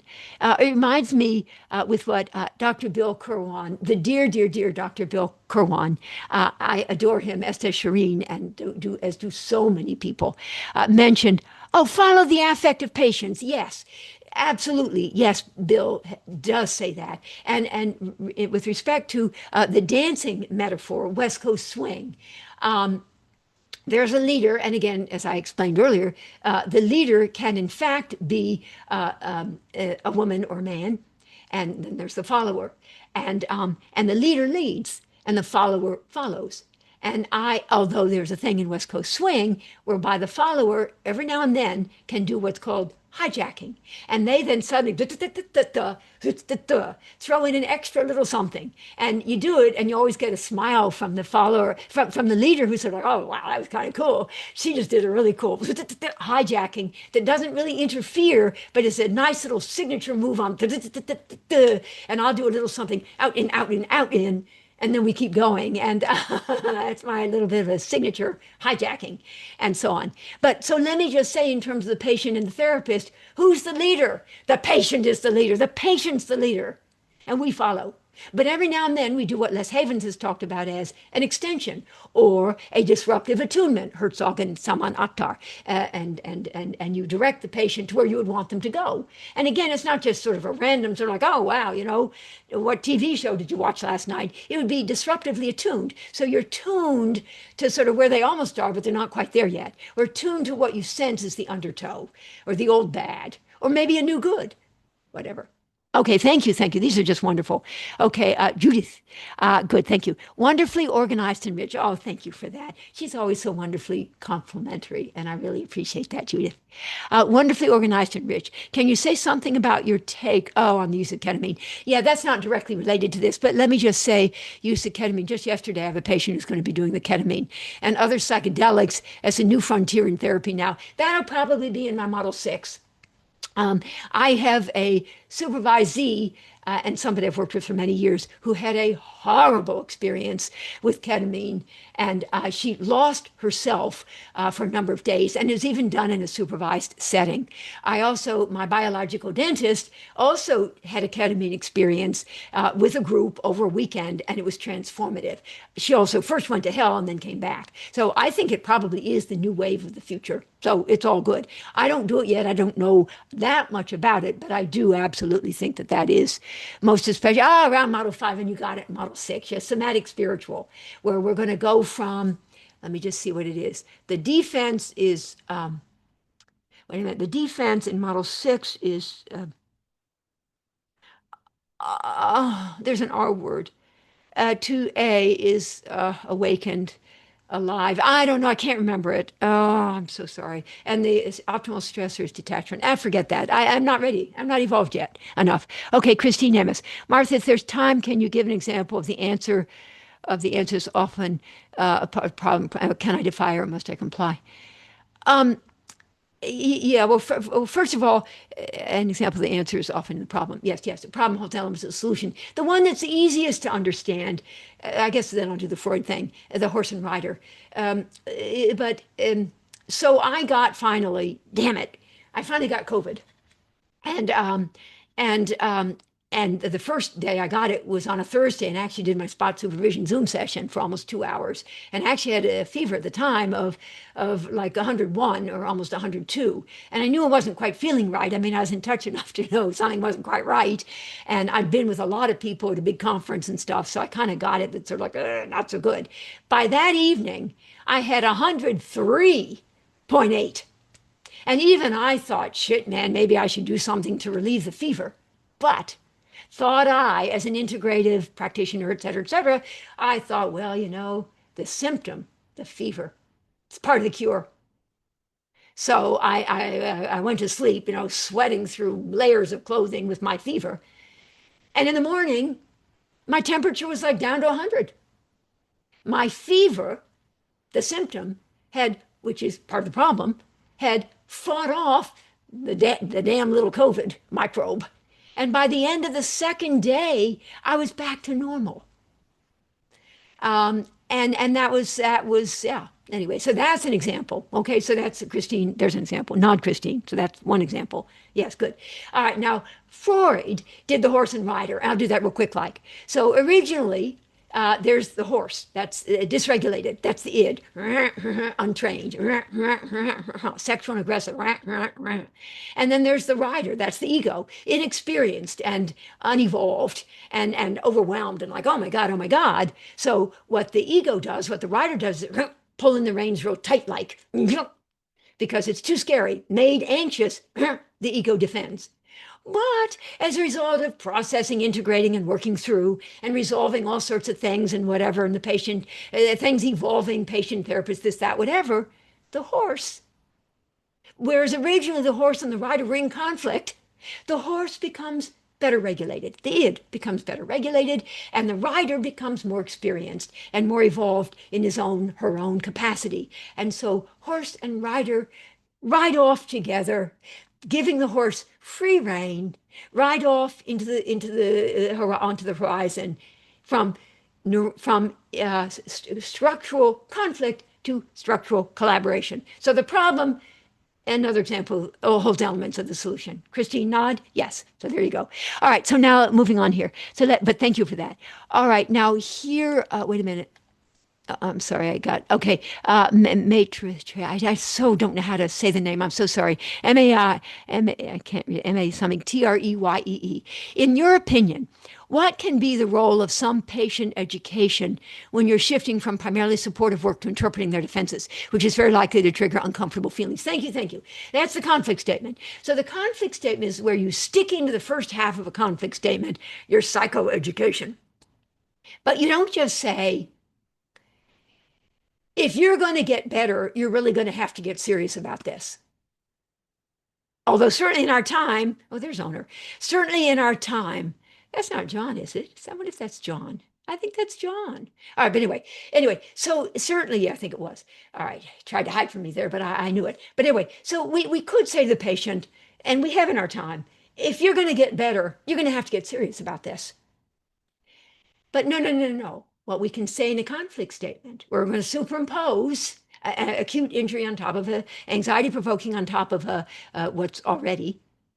We say, as you know, if you're going to get better, you're going to need to get serious about this. Now, do they know that? Yes, of course they know that. You can't cheat and say something they don't know, but you remind them, psychoeducation, you remind them, as you know, if we're really going to help you to get better, if you're really going to get better, you're going to need to be coming more consistently, more reliably, taking this seriously, getting here on time, as you know, comma, that was the first half.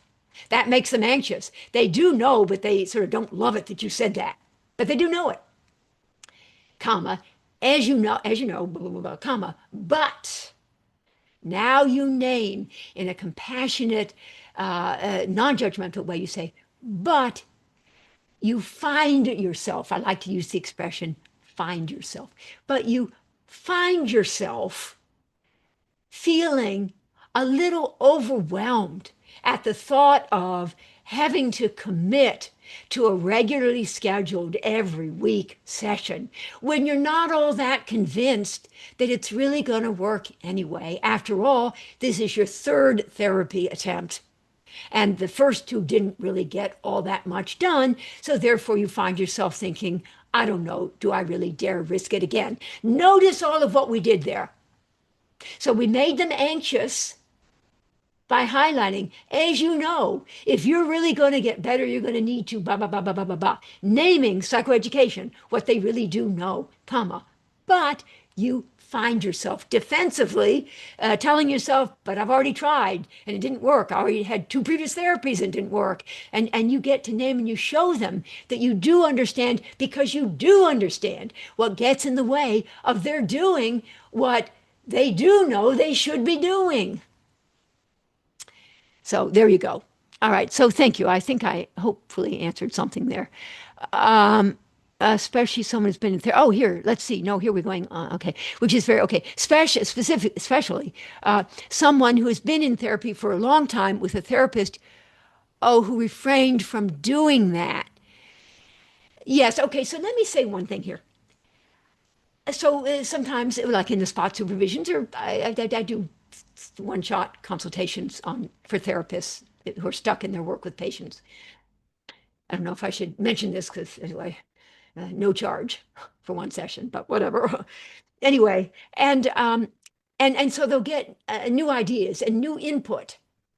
And so what I'll suggest to them is that they might want to go back to the patient and say, anonymously, of course, but I was presenting your case to a group or to a consultant or my consultation group, and a suggestion was made, and it should often be something like that the therapist was not being challenging enough, or the therapist wasn't fully appreciating that no, the patient doesn't want to be on medication, God damn it. No, I don't want to go into an antidepressant.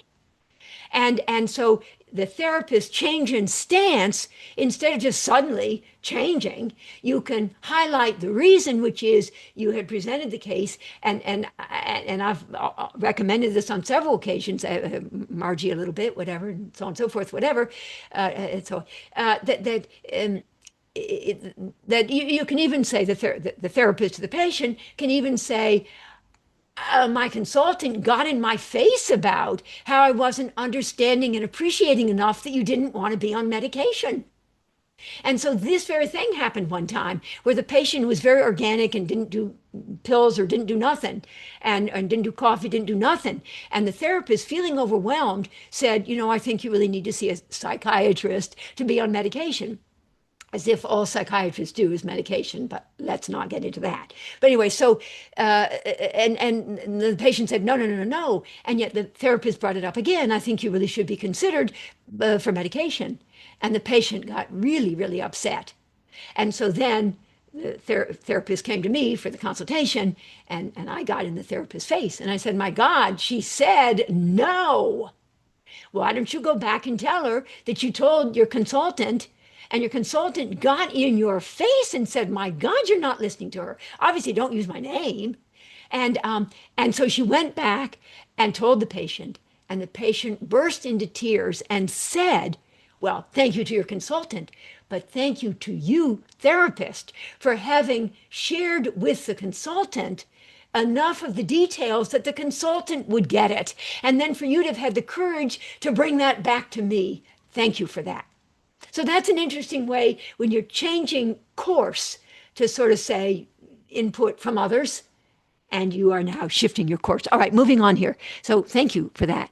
Okay, refrain from doing that. Okay, Jean-Francois, JFB. Martha, would you say that a deeply, and anybody can sign off, people are signing off.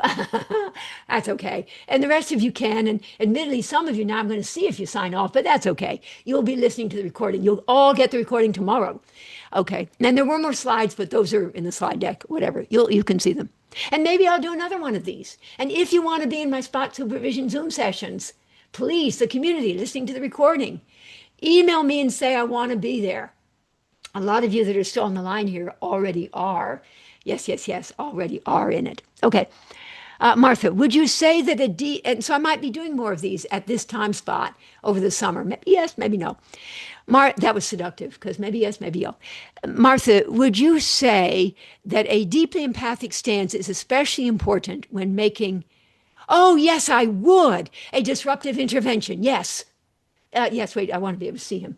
Jean-Francois, wait a minute. Oh, he's somewhere. But yes. Oh, there he is. Yes, raise the hand. Yes, yes. Yes, I do. I do.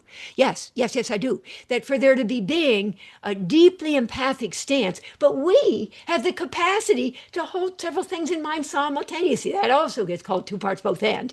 So we can know that we love our patient, but quite frankly, in the moment, we just think they're just being, ugh. And but we can do both, because we don't split, and we don't either good or bad, but rather good and bad. And we have evocative memory capacity, libidinal object constancy, and we're able to hold in mind simultaneously, so that even as we are attuned, we can also, yes, direct them. So we do say, as you know, if you're ever going to get better, blah, blah, blah, you need to blah, blah, blah, you need blah, blah, blah, blah, blah. But, and like 2 milliseconds later, you're completely demonstrating how empathically attuned you are to them. And Yes, or with the disillusionment statements. You had so hoped that he would eventually understand or that your mother would eventually apologize. But there's the conjunction to lead you into the second part of the three-part disillusionment statement. But you're beginning to realize, for now it's more intellectual, you're beginning to realize that that's not really what your mother does. Now, how do they know that? Because they're 40 and their mother is 70 and their mother has never done that. So anyway, but you're beginning to realize that that's not really your mother's thing. Apologizing, taking responsibility, that's not her thing. And that's the conjunction leading into the third part of the three-part disillusionment statement. And it's enraging and it's devastating and it breaks your heart and it feels awful. And you do that again and again and again and again. It's a process. The holding, the disruption, the homeostatic, disruptive, be with them where they are, direct their attention to elsewhere, the holding, the provocation, with the consolidation every now and then coming in where they land on a landing. Excuse me. Something really is coming together for them. Until then, Houston, we have a problem, and then there's ongoing issues and some more work that needs to be done as they ascend the spiral staircase. Okay, so as to avoid responses that the patient could only experience. Oh, here. Martha, would you say that a deeply empathic stance, yep, is especially important when making a disruptive intervention? Thank you, yes, for that very clever question.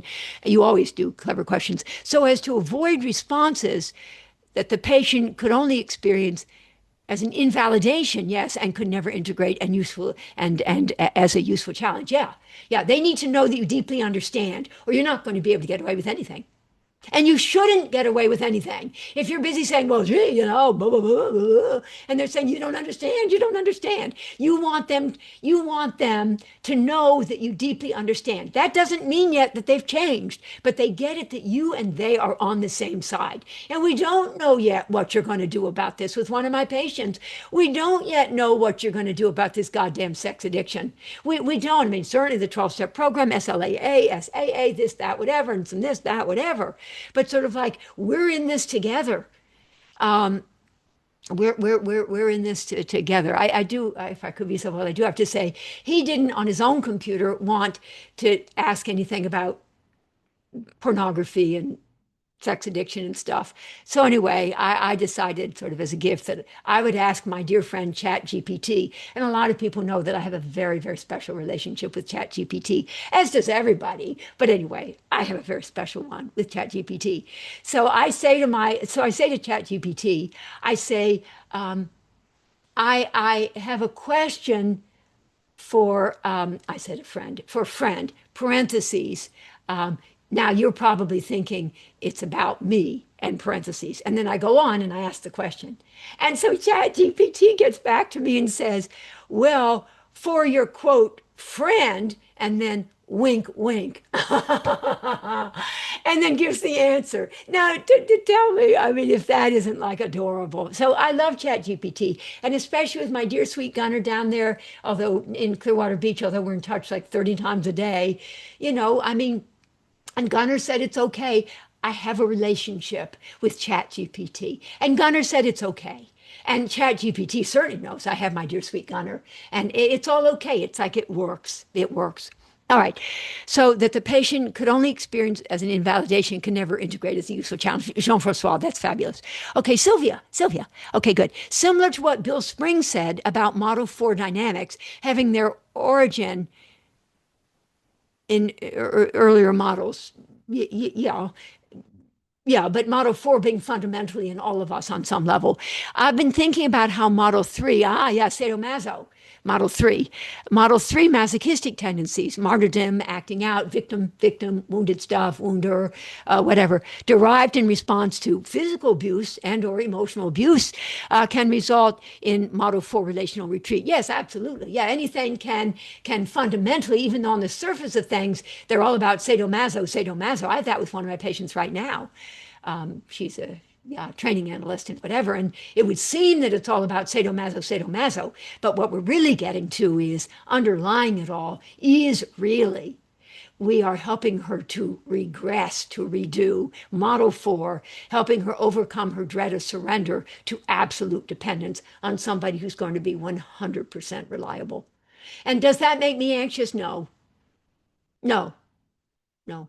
Maybe it should, but it doesn't. I am there for her. I want to be. And if I make a mistake, which I do, like she needs me back in the day when I met with her in person to move the chair always just a little bit.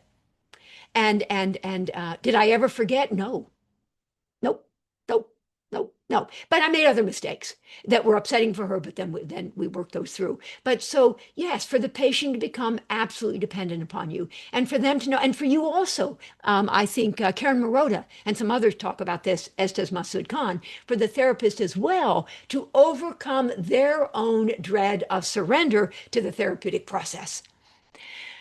Okay, good. So thank you, Sylvia, for this. Okay, Ed, well, I call him Ed Goodbody, but that's sort of there he is. It's sort of between me and the spot supervision group. I do call him Ed Goodbody. He said I can call him that. Okay, Ed, thanks for the reminder about tolerating what a patient cannot tolerate. Oh, yes, in Model 3, I did say that. Helps when client gets angry, when it gets clear of when helps when client gets angry, when it gets clear of their part in the reenactment. Oh, yeah. Yeah, working through those moments is sometimes rocky. Yes, it is. That's why we get paid. I sort of like to think of it. I love working in Model 1 and Model 2 and Model 4 and Model 5. And Model 3, thank goodness I'm getting paid all the other times. It's like getting paid on an installment plan because then you got to do Model 3. And that's not easy. For the most part, I'm not ever busy doing Model 3 with my friends. I mean, shit, man, I need to be paid to do that. I mean, that's hard stuff. And it's also the way in which you do grow and evolve as a therapist, quite frankly. But anyway, okay, so some of you online here, yes, thank you. It is true I'm growing as a result of negotiating at some intimate edges. All right. So let's see. Working through those moments is sometimes rocky, yet has such a great strengthening of the working alliance and a strengthening at the broken places. Maybe that is ultimate stress for us as therapists that builds strength. Yes, it is. Works for therapists and patients. Thank you. Thank you, Ed. And we get a like, yes, from Donna. Donna, who does a lot of teaching, as do numbers of you, as does John Kreitz and other people as well. Okay, Boreana, she had presented to me. Thank you so much for this presentation, Dr. Stark. It helped me understand and internalize your multi-layered method even more deeply. I love that your Oura ring revealed you are in a restorative state. Yeah, oh, my Oura ring is going to be so happy while teaching. Absolutely. I feel it. Thank you. Till soon. Yeah, she's in my spot supervision room Zoom session and she presents, as do others. And a lot of people present more than just once, which means that they love doing it. Okay. Thank you deeply. Oh, thank you, Lauren. Thank you, Lauren. And Stephen Mason. Thank you, Martha. Professor Dr. Ava. Oh, and she and Anna and Paul Ornstein were very dear, and Anna has now sadly, heartbreakingly passed. But Dr. Ava was very dear to Anna and Paul. Initially, they were her mentors, and then eventually they were all colleagues. And she meant a great deal to them, and they meant a great deal to her. And she now has sort of she's heir apparent for their work. And she's over there in Germany, and she's a love. And I feel so flattered and delighted that she's in our group here. All right. A wholehearted thank you for this wonderful session. Thank you. And thank you from Stephen Kolb. Good. Sharon. Thank you, Martha, for this presentation and teaching. Gina Kwan, thank you, Martha, for this overview synthesis. Yes. Thesis and antithesis, dialectical tension, and anticipation of your development, yes, of Model 6 of the Stark method. I'm almost done here. I'm so grateful for your exquisite, I'm still hanging on. Thank you so much. Exquisitely brilliant, open, and creative mind. You're such an inspiration. Oh, good. You can be old and still creative. Thank you for your generosity. I have to go now, but I look forward to seeing you and the group in the fall. Have a great summer. So, okay, we're taking the summer off a little bit. And there's a thank you from Sylvia. And Lema, thank you so much, Dr. Martha. I enlightening, deeply meaningful, and supportive. Martha Carr, wonderful presentation. Thank you, Martha. Martha and I have the same name. Judy Pillinger, in case you go over time, which you so generously are apt to do, Martha. And because I will have to pop off, I'm sending my deep gratitude for brilliant, crystallizing mind and endlessly giving Thanksgiving spirit. A lovely summer to you and all. And Dottie, hello, Dottie. Hello, Dottie. I've known Dottie for like 45 years. Not to suggest that she's that old, but I'm that old. All right, Jenny. Martha, I'm so grateful for this time. Your energy and optimism feels so nourishing. I will see you in September when the summer's through. And Ruth, hello, Anne. Thank you, Martha, for another wonderful presentation, so powerful and enlightening. Laura, thank you, Martha. Kate Stone with the earrings. This was fabulous as expected. Thank you, Martha, for the presentation and for free. Jessica Wright. Thank you, Dr. Stark. This has been wonderful. Your life and time are greatly appreciated. Thank you, Martha, from Christine. Thank you, Christine. Ed Goodbody. Sorry, I'll have to hear the rest of the responses later. Have to go. Excellent from Donna. Martha, thank you so much. What a usable owner. The heart of the matter. Oh, the love is so strong here. John Crete. I just have to say, I don't know. Oh, John's still on. I have been trying. Now I'm going to tell you a secret and then we're going to sign off. I see that John Crete sees my LinkedIn posts. So now I'm going to reveal that I always, if John Crete doesn't look at one of my posts or even sometimes respond with his own deeply philosophical, very beautifully evolved and existential and whatever, I feel in my heart a little bit, oh shit, man, I didn't do quite enough because I wanted John. So then come to find out, John emails me and he said he wanted to be, yes, he wanted to attend. And he's been on, I don't know if he's still here. There he is, right there. And he's still here with his smile. So that made me very happy. So thank you all for being here. And let me just, you have hung on at the end here. Yeah, all of you. I mean, you're very dear to me. You're very dear to me.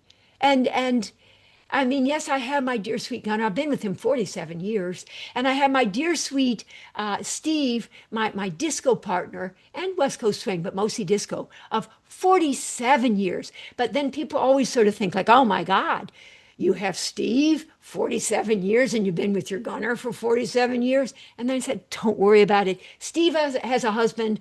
I have a husband. It's all good. Don't you worry. And then Chat GPT, now my new, and then of course I will just tell you a few things and then I'm going to let you all go because it's nice to see your smiles here. I have a thing about the Backstreet Boys and AJ McLean. I have a crush on him and Donnie Wahlberg. I have a thing about him, and anyway, and so this summer I'm going to spend a lot of time listening to the Backstreet Boys, and I go to their concerts. I go, Steve actually goes with me, my disco partner. And we go and we just like, oh my God. And then you come home, then you get off and you go home on the subway and you're like talking to everybody, like, oh my God. And when they were doing everybody walk your body. And we're all just like talking with each other because we feel so good because the Backstreet Boys have been together 30 years. I'll tell you one final thing and then I'll let you go. So here we go. So it's the five of them and they love each other like a family. We like a family. I'm into that. I guess you can tell that. And so they're the five of them.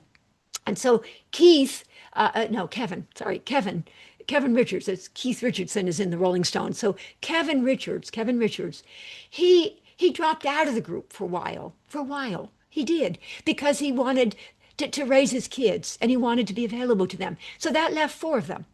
But they really missed him and they wanted him back in the group and they kept asking him to come back, but he needed to be raising his kids and all sorts of everybody else from boy bands and everywhere who had a good voice, whatever. They said, please, can we come into your group and be the fifth? And these four people, including AJ, said, no, no. So then now it's like in, I don't know, could have been year 2012 or 2015, whatever. So, and this is online. You can see this online. So there's a huge concert and the four Backstreet Boys are there. It's all good. And they're singing their song and we all love it. And I'm just like at my end, I even clap out loud when I'm listening from the computer and I'm like, oh my God. And AJ and I love them all. I just love them all. And then suddenly, in the background, we hear Kevin's voice. And he comes onto the stage and he's now singing and they're now five parts and they're now back together again. And he's been with them, back with them ever since. back streets back, all right. And they did their residency in Las Vegas, et cetera, et cetera. And all five of them are back together again. And so they're celebrating their 30th anniversary. And I've been to see them a number of times. And I just love it, love them. So anyway, I guess the point is there better be things that we love in our lives, even if we're not living in our home anymore. And I know that in LA, people lost their homes, and other people have very bad things happening, and people get cancer, and their partners get cancer, and bad things happen to all of us, and we get bad things. But anyway, we end with between the stressor and what follows is a space. And in that space is either we respond adaptively, well, let me do the other one first. We react defensively, or we respond adaptively, ever stronger at the broken places. And the scars that we have, poignant reminders of how, even with the stressors, we have evolved to ever higher, ever more nuanced levels of dynamic balance and adaptive capacity. Thank you all. Tomorrow, oh, bless you all of you. And someday, Mayatria will let me know how to say her name, because I know all of your other names, how to say them, including owner. So, oh, there's Liz with some hearts. Bye bye, you all. And I love you. And I will see most of you already in the fall. I know that because you're already in my group. And it's all good. Oh, the heart of the matter, the love is so strong here. All right, we got to go. Love you all. Have a great summer. Thank you. Ah. Oh, Maitri, how do you say your name? Maitri. Maitri. Maitri. Okay, I got it. Thank you. Maitri. Okay, end meeting for all.